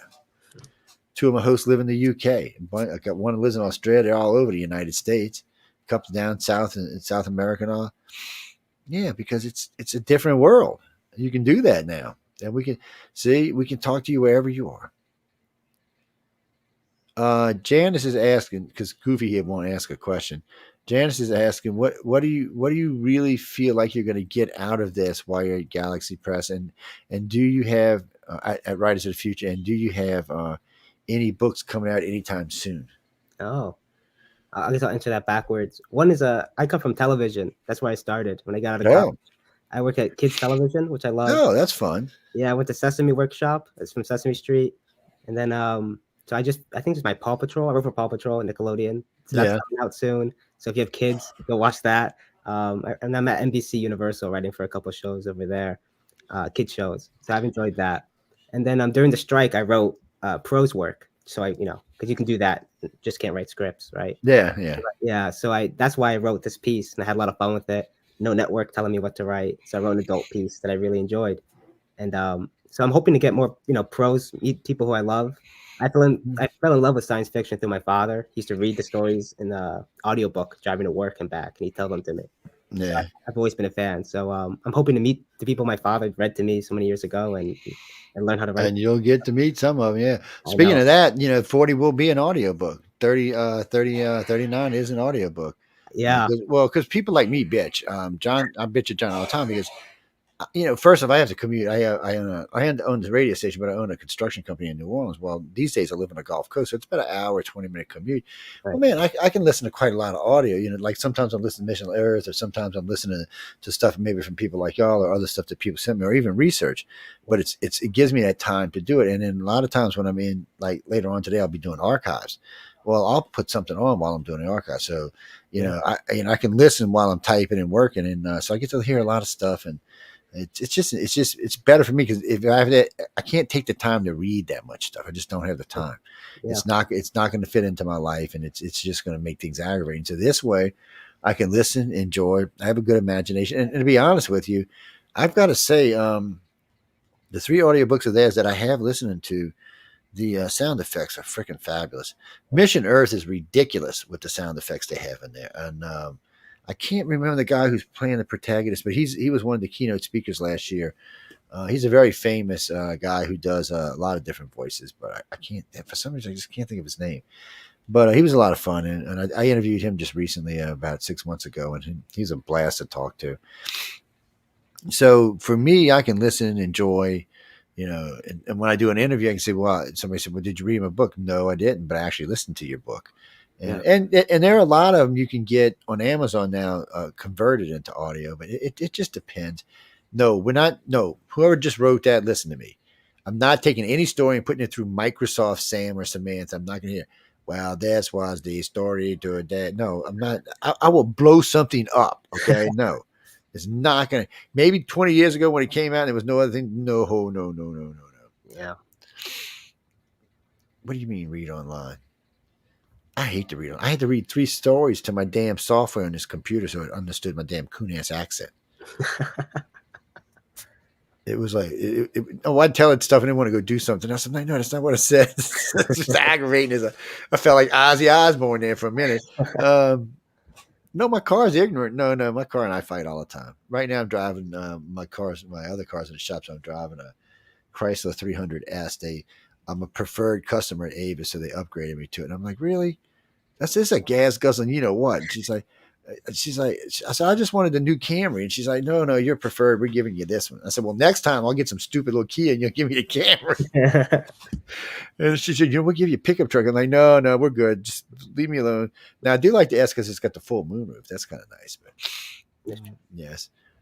Jamie, I think I already liked the title of his story, so well, I'll know when I read it. Oh no, look, I have no qualms. I'll be like, if I read it, I'm like, well, I'll be like, what the hell was this? Please do. And, it's no, it'll be a lot of fun because next time I'll talk to him, I'll be able to talk to him about the story itself, and we'll be able to talk to. I mean, some of the story we'll be able to talk about on air. Yeah. Well, because you lazy people want you to buy the damn book, and y'all know I'm going to give away probably 200. I'm going to do every year. So, yeah, but I want you to read them. I want you to know what's in there. Look, like, it's not there behind me, but there's some great stories in there. Oh, Deline, you're talking about this book. No, this is not a Writers of the Future book. No, that is actually a friend of mine, Gary Hasling, wrote that book. It's called Non-Human. It's about the Rendlesham Forest event in the UK. Yeah, when the base went on alert for 4 days and all these colonels and people said they saw things landing in the woods. That's what that's about, yes. I'm actually in the movie Capel Green. I did the voice stress analysis on the main witnesses. Wow. Yes. Oh, yes. People have degrees in voice stress analysis, facial recognition, body language, even text. Yeah, I not because of alien research. No, you know what? So I used to work for a company a long time ago, and I went in one day. They brought me in to be a training manager. They wanted me to be their training manager for their store. Offered me a good job. Well, while I was sitting there was a VHS with a videotape in it. So I plugged it in. I'm watching while this guy's doing whatever he's doing. So I had it on fast forward. I watched about 4 hours of it, like 10 minutes. He comes back in. I said, I got to show you something. I said, did you find any thieves on this tape? He's not watching front and back. There's nobody on there. I was like, really? I said, come here. So I fast forwarded. Oh, there's one. Fast forward this. He's like, Jesus Christ. And I'm doing this at fast forward. And he said, dude, we might need you for a different job. He said, you know what? Let me talk to our executive VP. He said, I think I want to bring you on for a different job. And sure enough, they hired me they sent me to school for all of that because they would bring in managers. Because I always used to tell companies, especially chain stores or convenience store companies, I said, your biggest thieves are always going to be your managers. If your inventory is out of control, it's not your help, it's your managers, because they have the opportunity to take the big money. So, and it was just funny as how that worked out. But so I had to go to school for all of that. So I learned all of that lovely stuff, which I try when I'm in a conversation with people, like if I'm out to dinner with a group or something, I try not to even look at them when I'm talking to them. I don't want to know. Because they'll do things that I'm thinking, oh, this SOB's got a whole different thing on their mind. And so it's just one of them things. And usually when I do interviews, I don't tell people about it because it makes them nervous.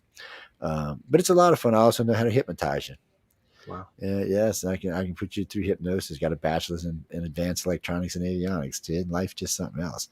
See, I like what you do, though. See, I'm in TV and media, but I like what you're doing. Writing, it takes a special something to write anything for kids.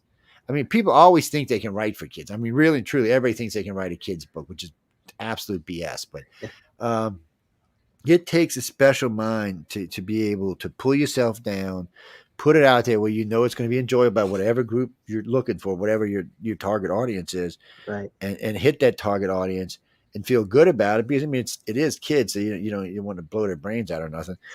So it's. Yes. No, Jimmy. No, I mean, I had some friends work for Sesame Street. They were pretty strict over there for a long time. I know they will only let one guy write things for Big Bird for forever because somebody went off and with some words. They weren't bad words. They were just double meaning words, I guess you could say. Yeah. And then another friend of mine over there, he said, well, he left Disney and went to PBS actually. Because he said Disney was asking him to write what he called woke stories, but he said, Joe, woke's not bad. He said, but these were just ridiculous. He said this was just. He said I couldn't do this. He said this was just writing. He felt like he was writing propaganda, and this was for kids. This wasn't for adults. So he said I couldn't. He said he just couldn't do it. But other than somebody saying PBS and Sesame Street and them could be strict, other than that, I always heard it was a good job. Yeah. And then I met some people that worked for Mr. Rogers way back in the day. I met them just recently. Yeah. And they said they were so strict on that set. He said you couldn't even fart on the set, man. You get fired. He said they were just so strict. And well, actually, Jenny, I've never heard anybody say anything bad about the guy. I think he had 3 sons or something. No, I've never heard. Mr. Rogers? Yeah, I I've never heard voiced, anybody say nothing bad about him. He I might voiced want to be one of Hubbard. the few, one of the few people that actually made it through TV with a reputation intact. God bless. Yeah. But still, I mean, so I mean, what was it? So one day you just said, "Okay, I can write kiddie stuff," or were you working for a company and they said, "Hey, we want you to write this," or because it's hard to see how do you get your brain to say, "Okay, this is what I want to write," or "This is what I have to write. Can I actually write this?" Yeah. I was teaching at the university. I was a student. So I was tutoring other students. And then I was tutoring in the prison system, former convicts, and helping them learn to Well, read. man, you go, buddy. I loved it. And Yeah. I'll tell you, they're the most down to earth and willing to learn students because they're really trying to get their lives back together. And I had a blast doing it. And it was really rewarding. And then helping them get their voice, I wanted to write myself because I've always loved literature, loved to read as an English major, poli-sci. So I got Final Draft, that screenwriting software, and I applied to the first thing I saw, and that was Sesame.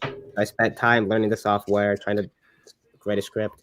And again, I got lucky. The first time I went in and they selected me. That was the day after I graduated. So I went right to Sesame, spent my time That's there. excellent. That's excellent. They taught me everything. They're really nice. At least when I was there. Yeah, that's what I'm saying. No, they were always. Everybody always said they were nice. They were just kind of strict on. I guess it would be protocols on what you could write. Yeah. Or they just knew what they wanted the stories to be, or not so much what the stories were going to turn out as, but the overall content of the story. We don't want to see a Big Bird walking down the street with a bottle of bourbon, or the Grinch hanging out, with a fifth in each hand or something like that. Makes sense. What do you mean? Who don't watch Sesame? You mean PBS? Who you mean? Who don't watch PBS? PBS is public broadcaster, yes, but what are you talking about? Nobody watches them. I would have to disagree with that. I really would. What was them stupid Teletubbies? Them things went ballistic. Big Bird still ballistic. The Grinch is still ballistic. I love. Pretty much every kid, even the Z-Geners, know what the hell Sesame Street is. So I don't know what you're talking about, man. And there's a lot of other things on PBS in there. Now, granted, people might not be watching that the British show where they're reading the book to you and stuff like that. But but what do you mean, Doctor Who? That's where I learned to watch Doctor Who. I'm going to kick you in the ass. Is what's going to happen next.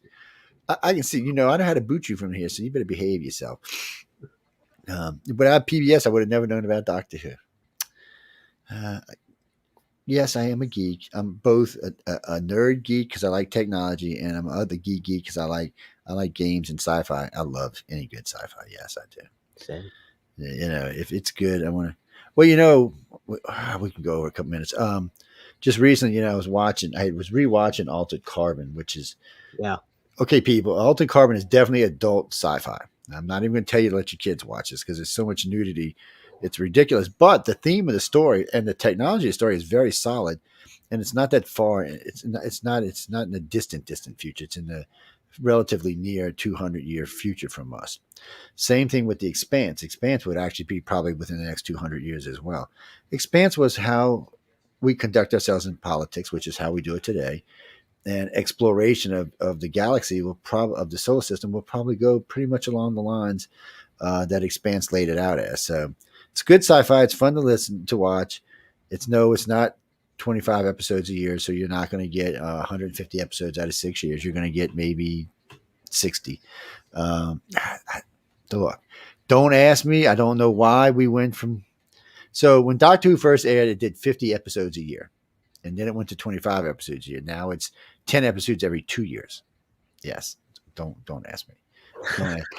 And what pisses me off about this is the new Doctor, who looks like he might be a decent Doctor. We get like a spit in the face from him, and then we're not going to see him until 2025. Wow. Really? I'm like, come on, man! You should have gave us at least 1 or 2 episodes somewhere in between. I mean, you teased us with David Tennant. I know, man.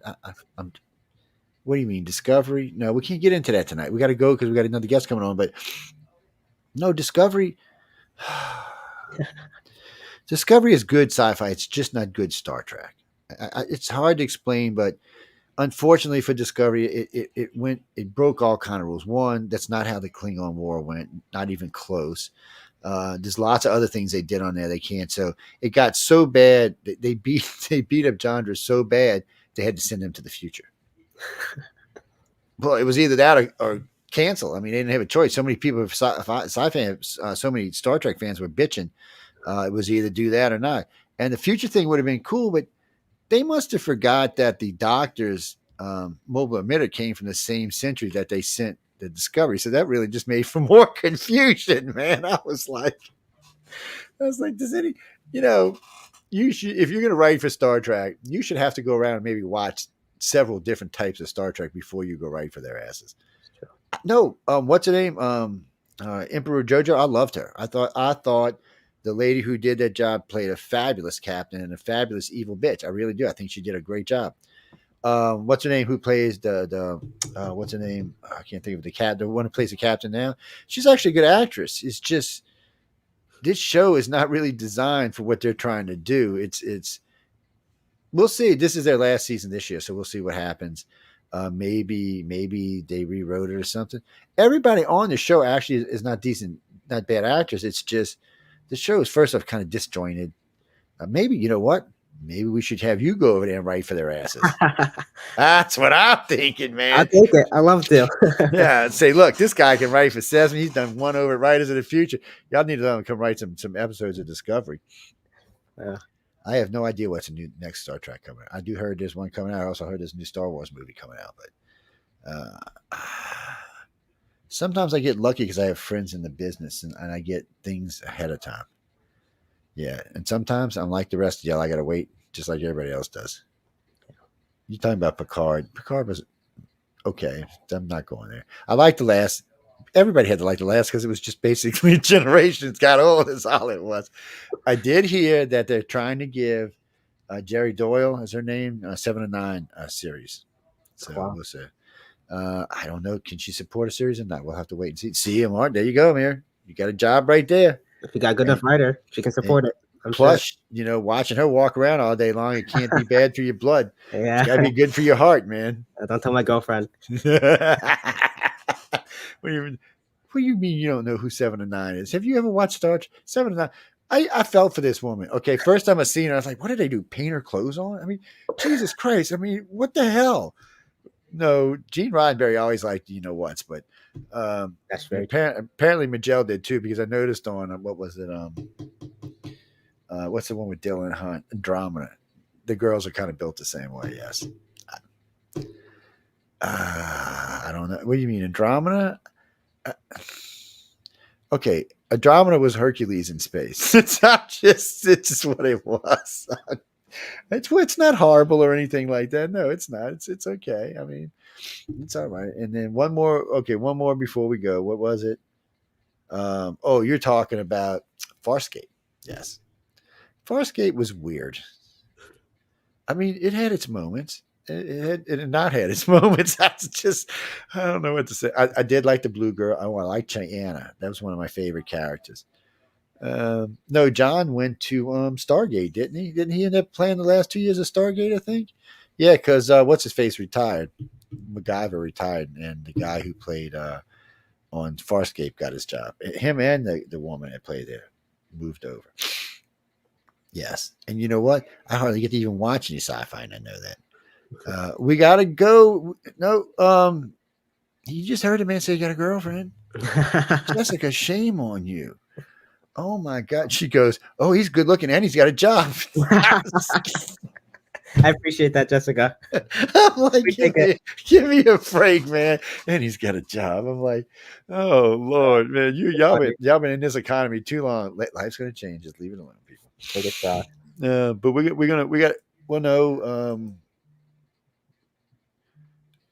who are you talking about? Oh, no, I know who. I can't. Give me a second. I'm getting old. My brain don't work as fast as it used to. Why can't I remember? No, that's not who it was either.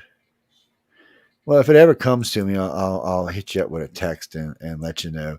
It's well, no, there's just so much sci-fi out there. No, I am not watching 1999 again. Not ever.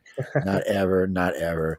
I watched it one time in my life, and I think I was like 14 or something. I'm not watching it again. I'm sorry.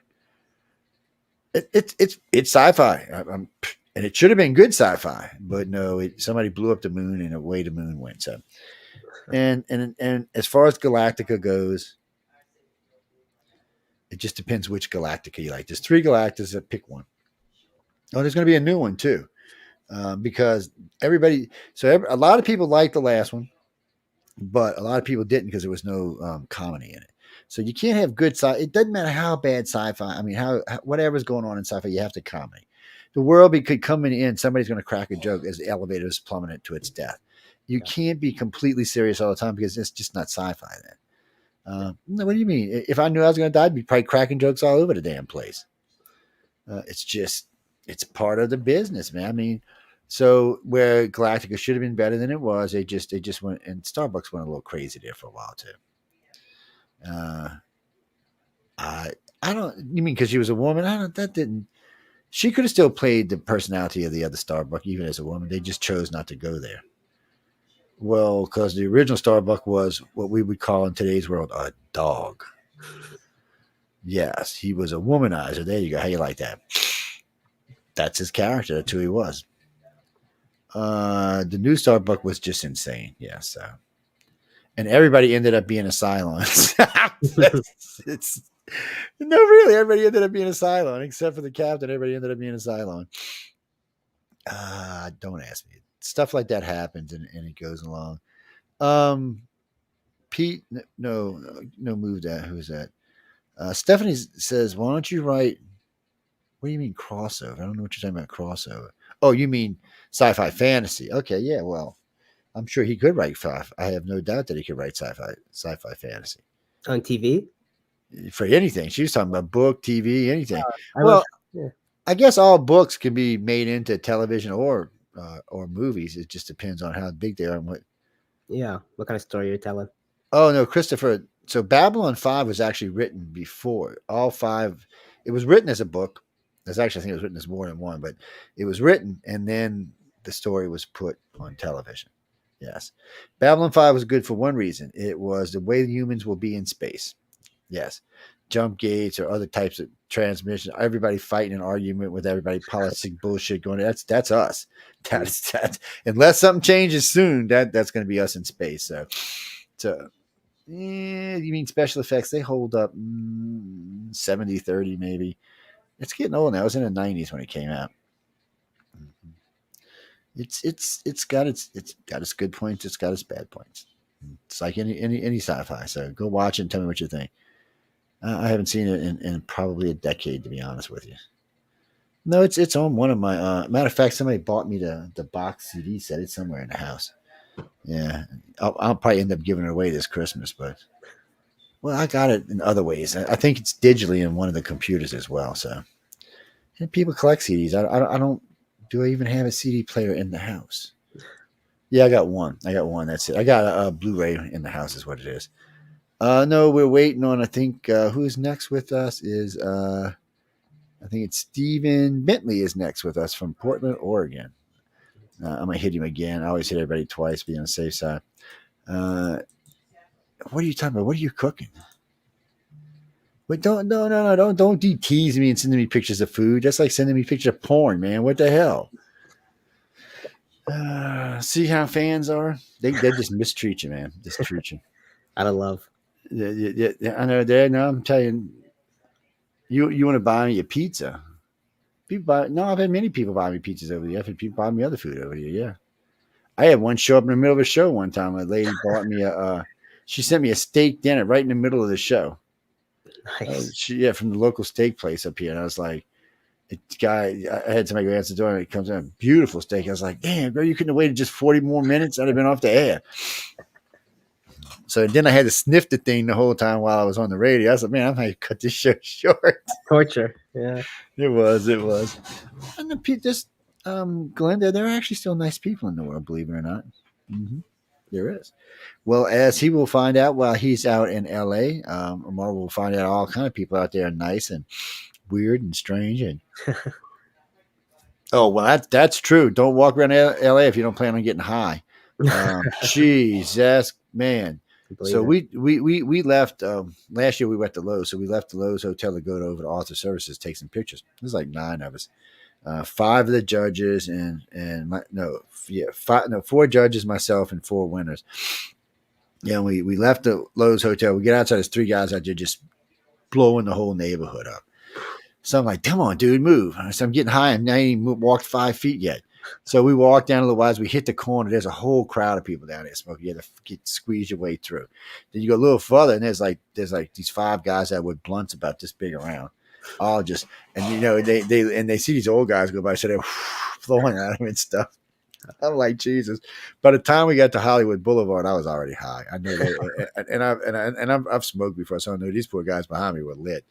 By the time we got to Arthur Services, it was a Saturday night, and everybody was just smoking it up, you know, the whole up and down the whole street. No, people, it's recreational. Who said that? No, it's recreational in California. And you know what's funny about California is they won't let you smoke in a hotel, but you can smoke that damn weed now all you want. Oh yeah, I was on the 6th floor.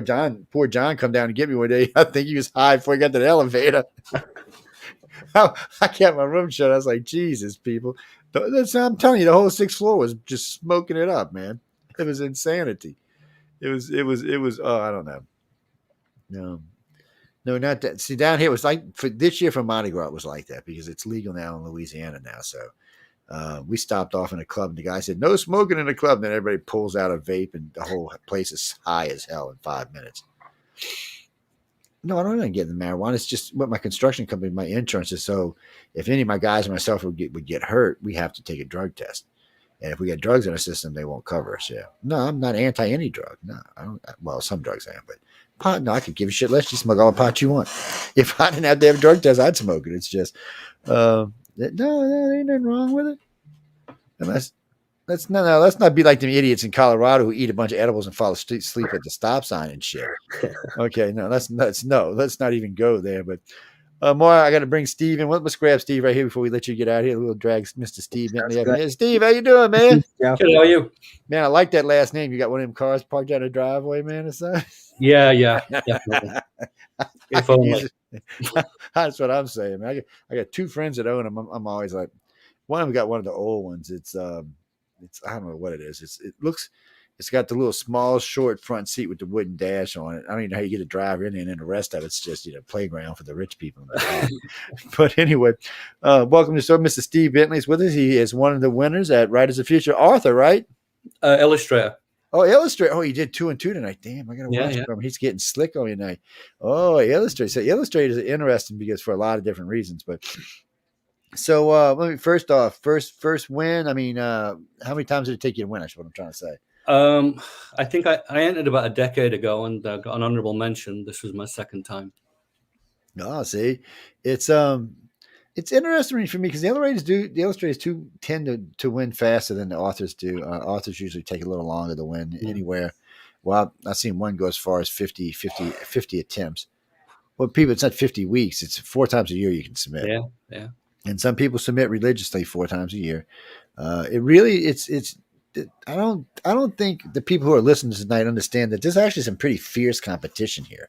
It's not like, 12 people entered and that's the 12 people that got it. It's more like 1,200 people entered and these 12 people got it. Actually, I think it's more than that, to be honest with you. So, and you're competing with overseas now. It's so it's a lot of overseas people coming in. So what? First off, let me ask you this. I always ask this question: what was it that made you think you could draw or write? Or it's something I've always done. When I was a kid, I used to draw on the walls. Oh my God. My dad. See, I hated kids like you. I still do because in a construction company, covering that shit up's a pain in the ass. Yeah, my dad used to. He started getting me paper and stuff. So I've always done.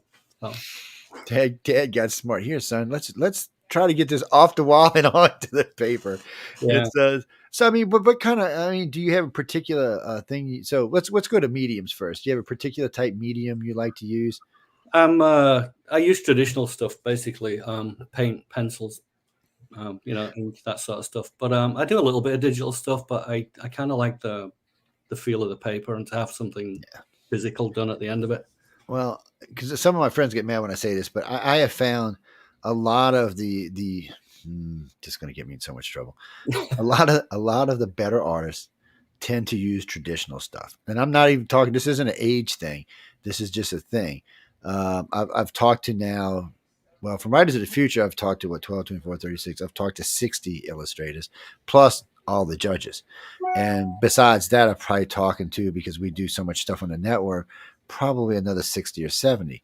So what I found is over the years is that, you know, a person that can command certain skills, I guess, in the older version end up being better artists. Digital's not as hard. I mean, even I can draw a stickman in digital. I can't draw it on paper, don't mind you, but I can draw it in digital. Chris, I'm serious, dude. I can't draw a stickman. I look. You know that game Hangman? We don't even go there with that shit. I just have no skills at all. It's a sad state of affairs, but because I find I guess maybe it's a tactile sense that allows y'all to be. Oh, there goes my alarm system. Maybe it's a tactile sense that allows y'all to really feel it better. I mean, a computer is kind of disconnected from the art, I guess is what I'm trying to say. I think I feel a bit like that. The other thing about it is, I think for me is that it's very unforgiving. If I make a mistake, you made a mistake, yeah. Control Alt Delete it. I have to think of a creative way of fixing it or incorporating it into what I'm already working on. So it tends to make me a lot more careful, I think, when I do things, because maybe I'm going to get into trouble now for saying this with the digital people, but I think the thing of it is because it's so unforgiving that I tend to think a lot more about something. No, I agree. Started. So I don't know. And I agree. And I'll tell you what, I'm not going to say which 3 judges they are, but I know 3 judges that are very famous and very wealthy that would actually agree with what you just said. So cool. No, people, I can't give out names because I don't want to start any trouble with anybody.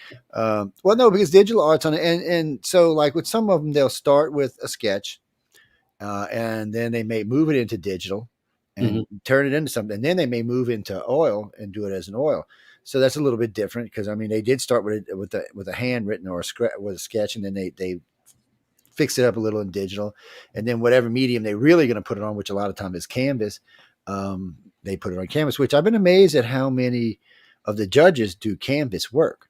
I actually for a long time I thought it was like a dying thing in the United States, and then when I got involved with this group, I realized, oh no, it's not. It's alive and well, and I have seen some beautiful oils. From this particular group, not just from the judges, but even from some of the winners. I've been quite impressed with what I've seen. And I know, there's people in my family that actually have talent that can do it. Not me. I'm not one of them, by the way, but they can. And I don't know what it is for me, but I have a thing for oil. It's not personally to draw it because I couldn't paint worth a crap. I mean, my company, if you want me to paint your house, yeah, that's fine. But if you want me to paint your mural, no, you're going to have to hire somebody else to do that shit. And, but that is something I did notice.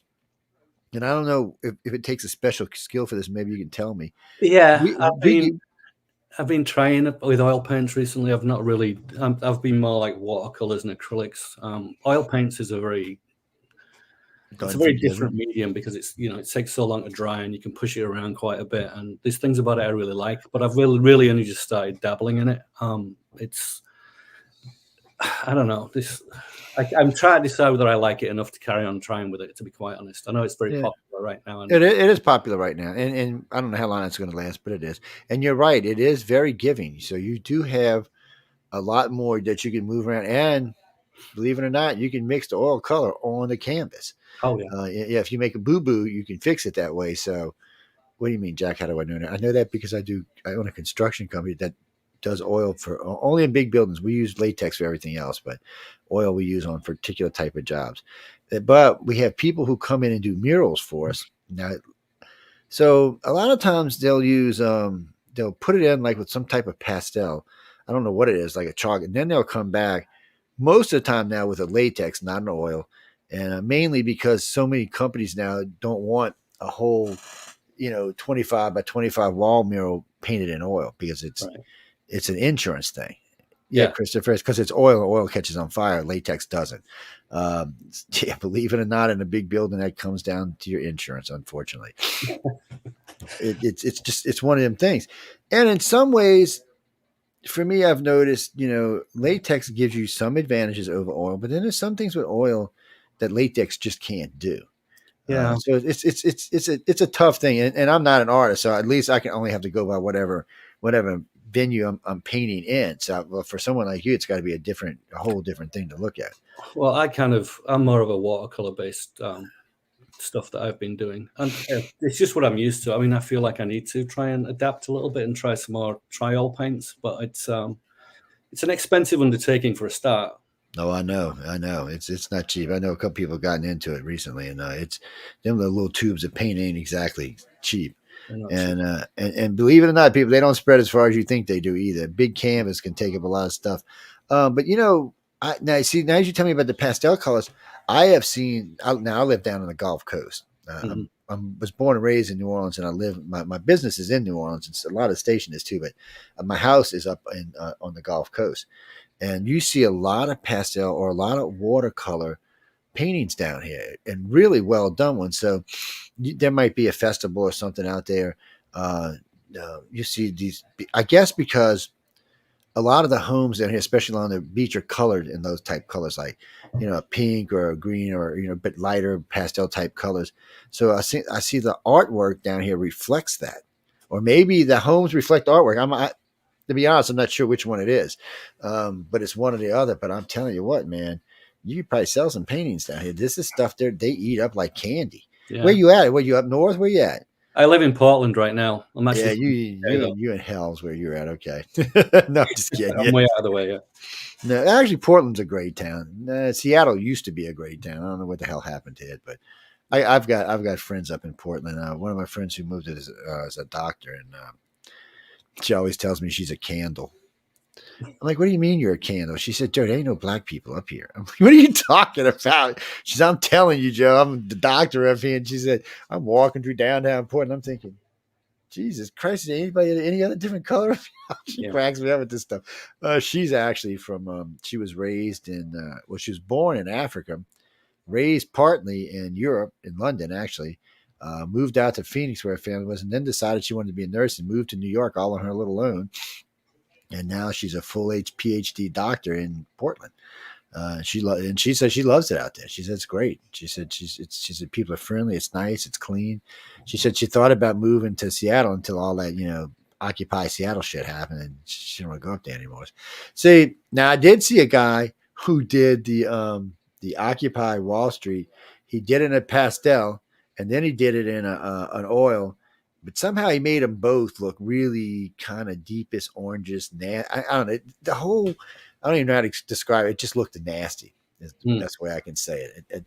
It was just a nasty overall. So you got any particular things you like to paint about, or animals, people, places? I do the fantasy stuff pretty much exclusively. I mean, I grew up on comic books and, Frank Frazetta and all that sort of stuff. Yeah, Frank Frazetta is great. I've just been enamored of it ever since I can remember. So. Matter of fact, here, let me show you something. Quick, I don't know if you'll be able to see it. That's a Frank Frazetta right there. Yeah. That one in the corner. Yeah, that's a Frank Frazetta. That's signed and numbered, baby, too. Nice. That's a very rare one back there I got. There's another one where he did the line I'm trying to give, but Sarah won't give it to me for a good price. I hear nothing but trouble about it. I'm like, come on, Sarah, just... you love me, Sarah. Give it to me. I'm not giving you that. I'm like, come on, baby. You put me to work every time I come up here. She's like, no. I'm like, damn, she's tight. Well, I don't blame her. No, I don't either, because they are. I had done a show with John about Frank Frazetta a while back, and we had a lot of his artwork. We were just, posting through it. The man he was talented, is the only way you can say it. Yeah. He just had a lot of good stuff to it. He seemed to do a lot of different. He looked like he did a lot of different venues in the way he painted. I know he's done some oil. I know he's done other stuff, and it's just he just seemed to enjoy it. I think that's really for him what it came down to. He was already successful, and I think the rest of his work he just enjoyed doing. Yeah, he was a talented cartoonist and painter. I mean, the guy was amazing. So. Yeah, and Bernie Wrightson was a guy I used to. Yeah, was it last year before they were doing an anniversary for him, and somebody said something to me. I said, "Well, he's the Dean Martin of artists." And it's like, well, I said, he got that Dean Martin look about him, and he does. He kind of even looks like the guy.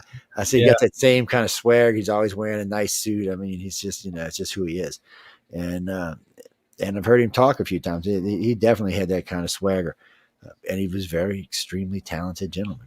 Mm-hmm. Oh no, he's passed now, Christopher. No, he's gone. But It wasn't even that long ago, I don't think. But No, it's been a couple of years. yeah, it's but no, he was talented. Yeah. Well, not everybody's gonna know who he is. No, I mean it's not. I don't think most Z-Geners will know, even when they're looking at his work. Like if they had seen Battlefield Earth, that's what that is behind me. That I was showing Steve. That's a Battlefield Earth poster, and so unless they've seen it, they might not even know he had done that kind of work. No, he's. I really wasn't even that familiar with him until about 10 years ago. Was introduced to me by one of my friends of mine who's an illustrator. He said, "Oh no, Joe, you need to go look at all of this." And then when I met the group from Writers of the Future, they introduced me to him again. So I mean, his art. It's just fun to watch. So where you headed, man? I mean, what you want to do? I mean, you got any particular things you just want to go paint or? I mean, I'd like to do more freelance work than I do. So, I think this is like a fantastic opportunity for me. I mean, it's literally like a once in a lifetime thing to happen. And I keep expecting somebody to turn around and say, "I'm sorry, we mean the other Steve Bentley. We made a horrible mistake." No, they don't make mistakes over there. They're really good. I mean, you're gonna really enjoy the. I don't know how many of the judges you're familiar with or not in the illustrators, but they've got some really talented people over there. And I mean, Echo Turnick is the coordinating judge, but she's gifted. And matter of fact, her and I did a couple of videos because she had done a lot of oils. I call it the Naughty Girl series, and so we were going through her oils. And she was the first one of the judges to put a virtual shop up. So she showed everybody how she did it, and she'll bring it to the class and let them see. So you can walk through her shop. Wait, I think she's in Portland. Or is she in South? I don't know. She's somewhere up there, so I have to go check to be sure. But I think she's in San Francisco. Was she moved back? No, last time because last time she said she was way the hell up there. Maybe they did. I don't know. I don't keep that close to track them, so I don't want to say for sure. But for some reason, anyway, we'll find out when we get there anyhow. But she's she really put a nice shop together, and she's married to Lazarus Black, and he was actually a winner 2 years ago. He actually won the contest, and as a writer, not as an illustrator, and he's an illustrator by trade. So they've got a great shop up there. They do a lot of artwork. They have a lot of stuff going on. They're a very talented group of people. Christopher, you're talking about Dan Santes. Yeah, Dan Santes. I always want to call him DeSantis, but he's nice. He's tough, but he's nice. Echo's tough, but she's nice. Tom is just really good at what he does. Tom's a commercial artist, so he's a good person to talk to. He does like for the NFL and the NBA and places like that, and so he's got an idea of what it really takes to be involved with that kind of art. Echo does like commercial stuff for like tea companies and food companies and things like that. So yeah, believe it or not, people, everything you see on television, there's an illustrator behind. Yes, everything. Whether it's a commercial, a TV series, it doesn't matter. There's an illustrator that had something to do with that. That's the way things work. Now, I don't know for you. I know the gaming companies right now are big looking for illustrators because they started wanting to bring in illustrators to oversee their AI.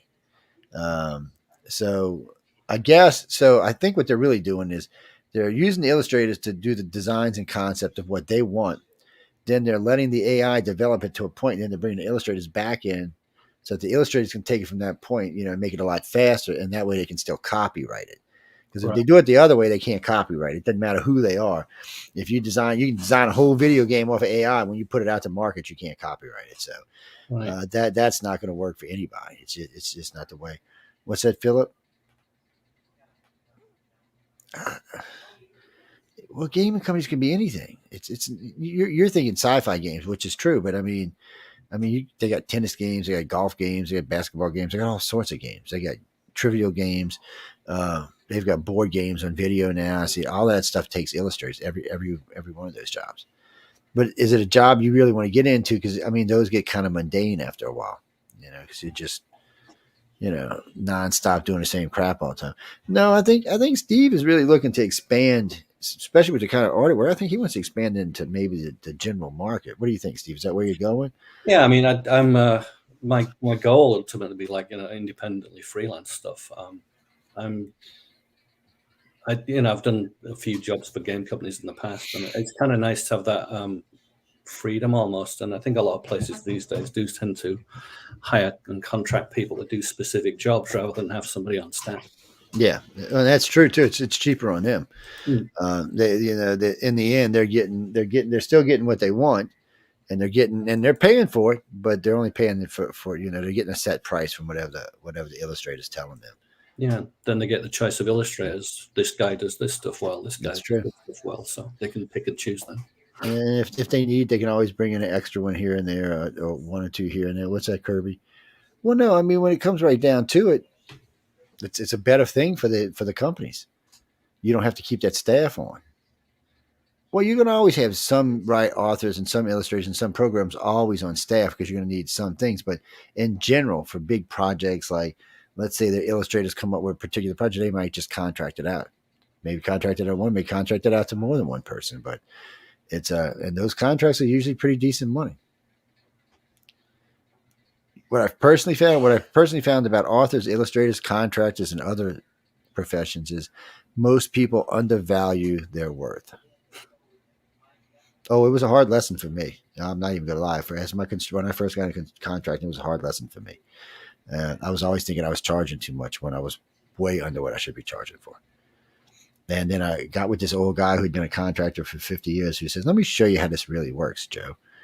And sure enough, just a year with him, I tripled the amount of money I was making. Tripled. Yeah, because I was undervaluing what I was worth. Yes. Mm-hmm. Same thing in radio. It's the radio, painting, illustrating, author. It doesn't really matter. You have to know your self-worth. You really do. I think Steve got it under control. He's a good-looking guy. He's ready to go, cause some trouble. Yeah. Them illustrators are bad. You got to watch them illustrators, man. They just, they was, especially if they're over like 20, 30 years old, they bad, man. Damn, illustrators get out of control. What is it, Carol? No, he's going to be in LA with the rest of us. Speaking of that, I meant to ask you this again. Website, you got any website with any of your art on it? Yeah, it's called stevebentleyartwork.net. Okay, so when I see you, when we get together in LA to do a little bit longer of an interview, I'll have you, we'll put your site down here in the scroll so people can find it easier. But what we'll do is we'll go through it because we can bring it up on the screen with us. It'll put you and I on this side of the screen, and it'll put the artwork dead center of the screen. Cool. So we can go through it and show them. You can pick out pictures, or we can do them all for that matter. Because we'll that's a different setup in LA. We can go anywhere from 15 minutes up to 2 hours. So we leave that up for the different guests. Because some of the illustrators are young and get scared. And I can be a little bit scary sometimes. So I might get like 20 minutes with them. Most of the authors are going to be at least an hour. The good illustrators are usually going to be an hour too, because they have work they want to go through, stuff they want to show, stuff they're proud of. And that's what we're there for. I'm friendly press, and that's what we're there for. And all of this is going to go in there. And a lot of this will go on the website when we come back. A lot of the videos that we do here will go on the website when we come back. We'll have a special page just for those archives and videos, so people can just go find them, look at them. I mean, they're on YouTube too. But YouTube for us is storage. We gave up on making money on YouTube because every time we get anything big over there, we get kicked off. So we just said to hell with it. We do, and we're not even doing anything bad anymore. We used to do all kind of crazy shows on network. Now we don't, and still it's the same thing. So we just say, okay, if that's the way you want to do this, then we'll just use y'all for storage, and we'll put everything somewhere else, which works. And you're actually on television today. You're on Roku television. So anybody who's got a Roku television system in their home, which I think it was 180 million people have, they can see you on television today. That last time I checked, there was about 26,000 people watching us on Roku. All together tonight, there'll be at least 600,000 people cross through this show tonight, at least. So, how many are actually here at this moment? I don't really know. I'd have to go pull the system to see, but I already know the show's been averaging somewhere right around 600,000. So, do they buy stuff? Do they not buy stuff? I have no idea. This is a new show. This is really only like the 10th show of this new show. So we're still learning what it's good for. We don't know who's listening to it. We had some ideas. We know definitely it's people who are into books and art because they're coming here for that. But or they're the kind of people who buy stuff, or the kind of people who just watch stuff, or the kind of people that want something for free. I have no idea yet. I just don't. I know the people listening to UFO Undercover don't want to buy anything. They are the laziest SOBs I've ever seen. The ones that watch news on the flip side, though, they buy stuff. They actually will buy. They won't buy books, mind you, for some reason, but they'll buy all kind of other stuff. And we sold I don't know, a couple hundred lightsabers for a guy last year. We were giving them away, and every time we gave one away, they'd come back and buy these damn lightsabers were $1,000 a piece. Freaking, do I have one in here with me? Where's it at? Oh, it's over there. I mean, they're cool lightsabers. I mean, the ones like Kyle Ren's, his was $999. Obi-Wan's was about the same. And they started at about $150, but the ones with $150 didn't have no sounds. And yeah, I mean, really? I said, $1,000 for a toy? And I asked the guy, I said, how many do you sell? He said, I said a lot. So he gave away 36 last year and 42 this year. And out of that, he sold close to 1,000 lightsabers between the 2 years. I'm like, man, I should have asked for a cut. Maybe it's make lightsabers. Hey, when I was at FanX this year, there was three different groups making them over there. And Dragon kind of thing was the same. And there was big crowds around. Yeah. I was like, really? I was like, okay, maybe I was thinking maybe I need to change professions here. And they have all kind of extras you can get on. It's all retarded stuff, but the funny reason I brought it up is one of the guys there, one of his people there, is an illustrator who designs the hilts of the lightsabers. Mm-hmm. So they've got permission to use all the original designs from Star Wars, which is Disney now, of course. Right. And but they do design other ones besides that, that they can charge less money for. The ones that are Star Wars related, they have to charge more. I imagine they have to pay at least some fees to sell them. But the other ones are nice. And what's funny is they come with, you can get two different types of tips on them.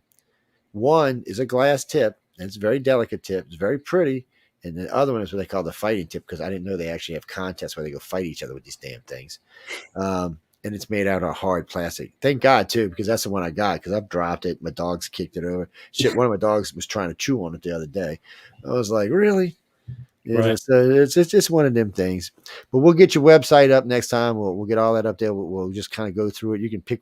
I mean, when it comes to the websites, I'll let y'all decide, because usually we'll have enough time to go through all the material. But if not, we let y'all decide what you want to show people and not. And it's easy to control. We'll bring it up in here, and then just tell us where to go from that. We'll just click go.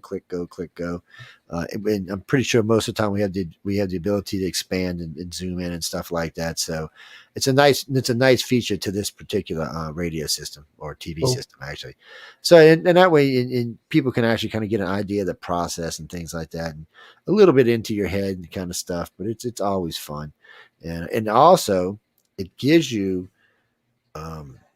like a little mini resume that's already on a video, and y'all are allowed to use these. Cool.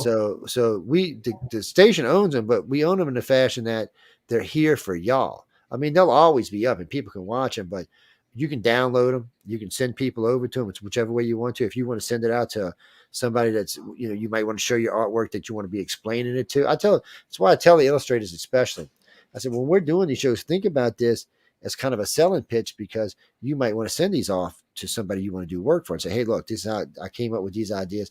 And it helps them to understand the artist. And I know 4 of them last year got jobs off of them. Cool. And one of them we got with this gaming company down here, which it's a hate-love relationship. They're paying him $150,000 a year. And he said, I'm doing a lot of work. He says, just nothing I personally want to do. I said, well, sometimes that's a bitch, man, but that's life. I said, if they're paying you good, but then he thinks, if he could just sell them individually, he would make more money. And he may be right. But then again, he might be starving to death too. That's a flip of a coin is what that is. Well, I guess it's a business as well. You have to think, you have to be sort of pragmatic about some of that. You are going to do jobs sometimes that you don't necessarily want to do, but it's still a job that's much more fun than a lot of jobs. Oh yeah, it is. You're making art, so it's great. Yeah. Somebody asked me why I got into construction. I got a bachelor's in advanced avionics electronics, and somebody goes, "Why do you do construction?" I said, "Because I like it." I said, "I like the finished product." I said, I'll take pictures of a product, some dilapidated piece of crap that's fallen down, and then 6 months later, it's beautiful, and we did that, It's just a sense of pride is all it really is. It's the same reason I got in the radio, because I enjoy doing it. It's I figure why do a job you fucking hate? Excuse my language. I mean, really, I would rather make less money and have less stuff and enjoy my job than make a lot of money and be miserable all the time. And by the way, I've been there. I used to be a bigwig back in the day for a company, and they paid me really good. I'm not gonna lie, and I was miserable. I was working 70 hours a week. I was just miserable, and I was like, well, I called him one afternoon. He said, "You're quitting?" I said, "Yeah, I'm giving you my 30 days notice, and I'm out of here." He said, "Well, you can't." They give me all kind of reasons why. I said, "I'm going." I said, "What kind of severance packages I'm getting?" He said, we're going to give you 90 days severance, and any reference you'll get will always be a great reference. Adios, amigos. And I still run into them people from time to time, but I enjoy what I do now. I have fun with it. It's fun bidding against people. It's fun getting jobs. It's anything else. Oh, and before I let you go, that's one thing you will get to hear a lot of there is they will, if you have questions about anything financial, there are several of the illustrators that are quite good with that. There's actually several of the authors that are quite good with it as well too. So anything you might be thinking about, and I know Wesley Dean and I did what's an S corp, what's a corp, what's a corporation. We went through all four of them for the group there, because everybody was saying, well, should I get this? I said, no.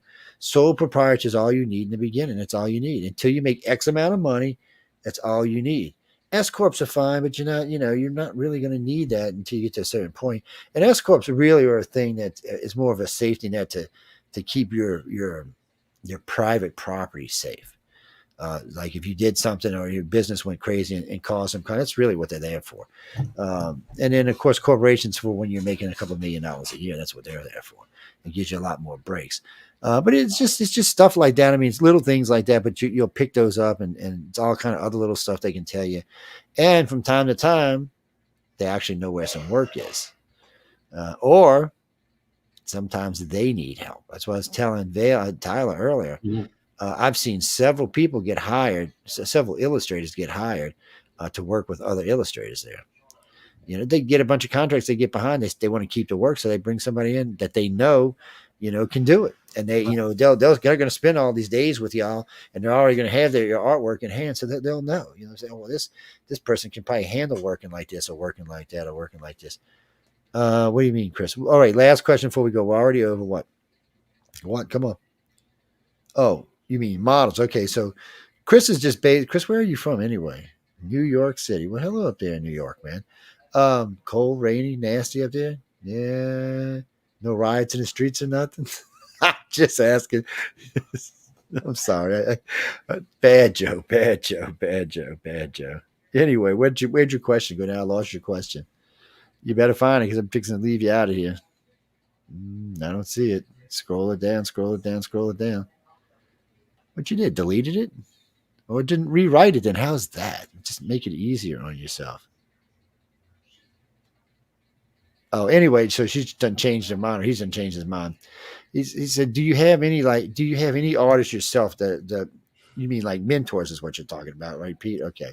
So there's two different questions here. One is, do you have any particular mentors that you've I know we talked about Frank Frazetta earlier. So is anybody else other than that?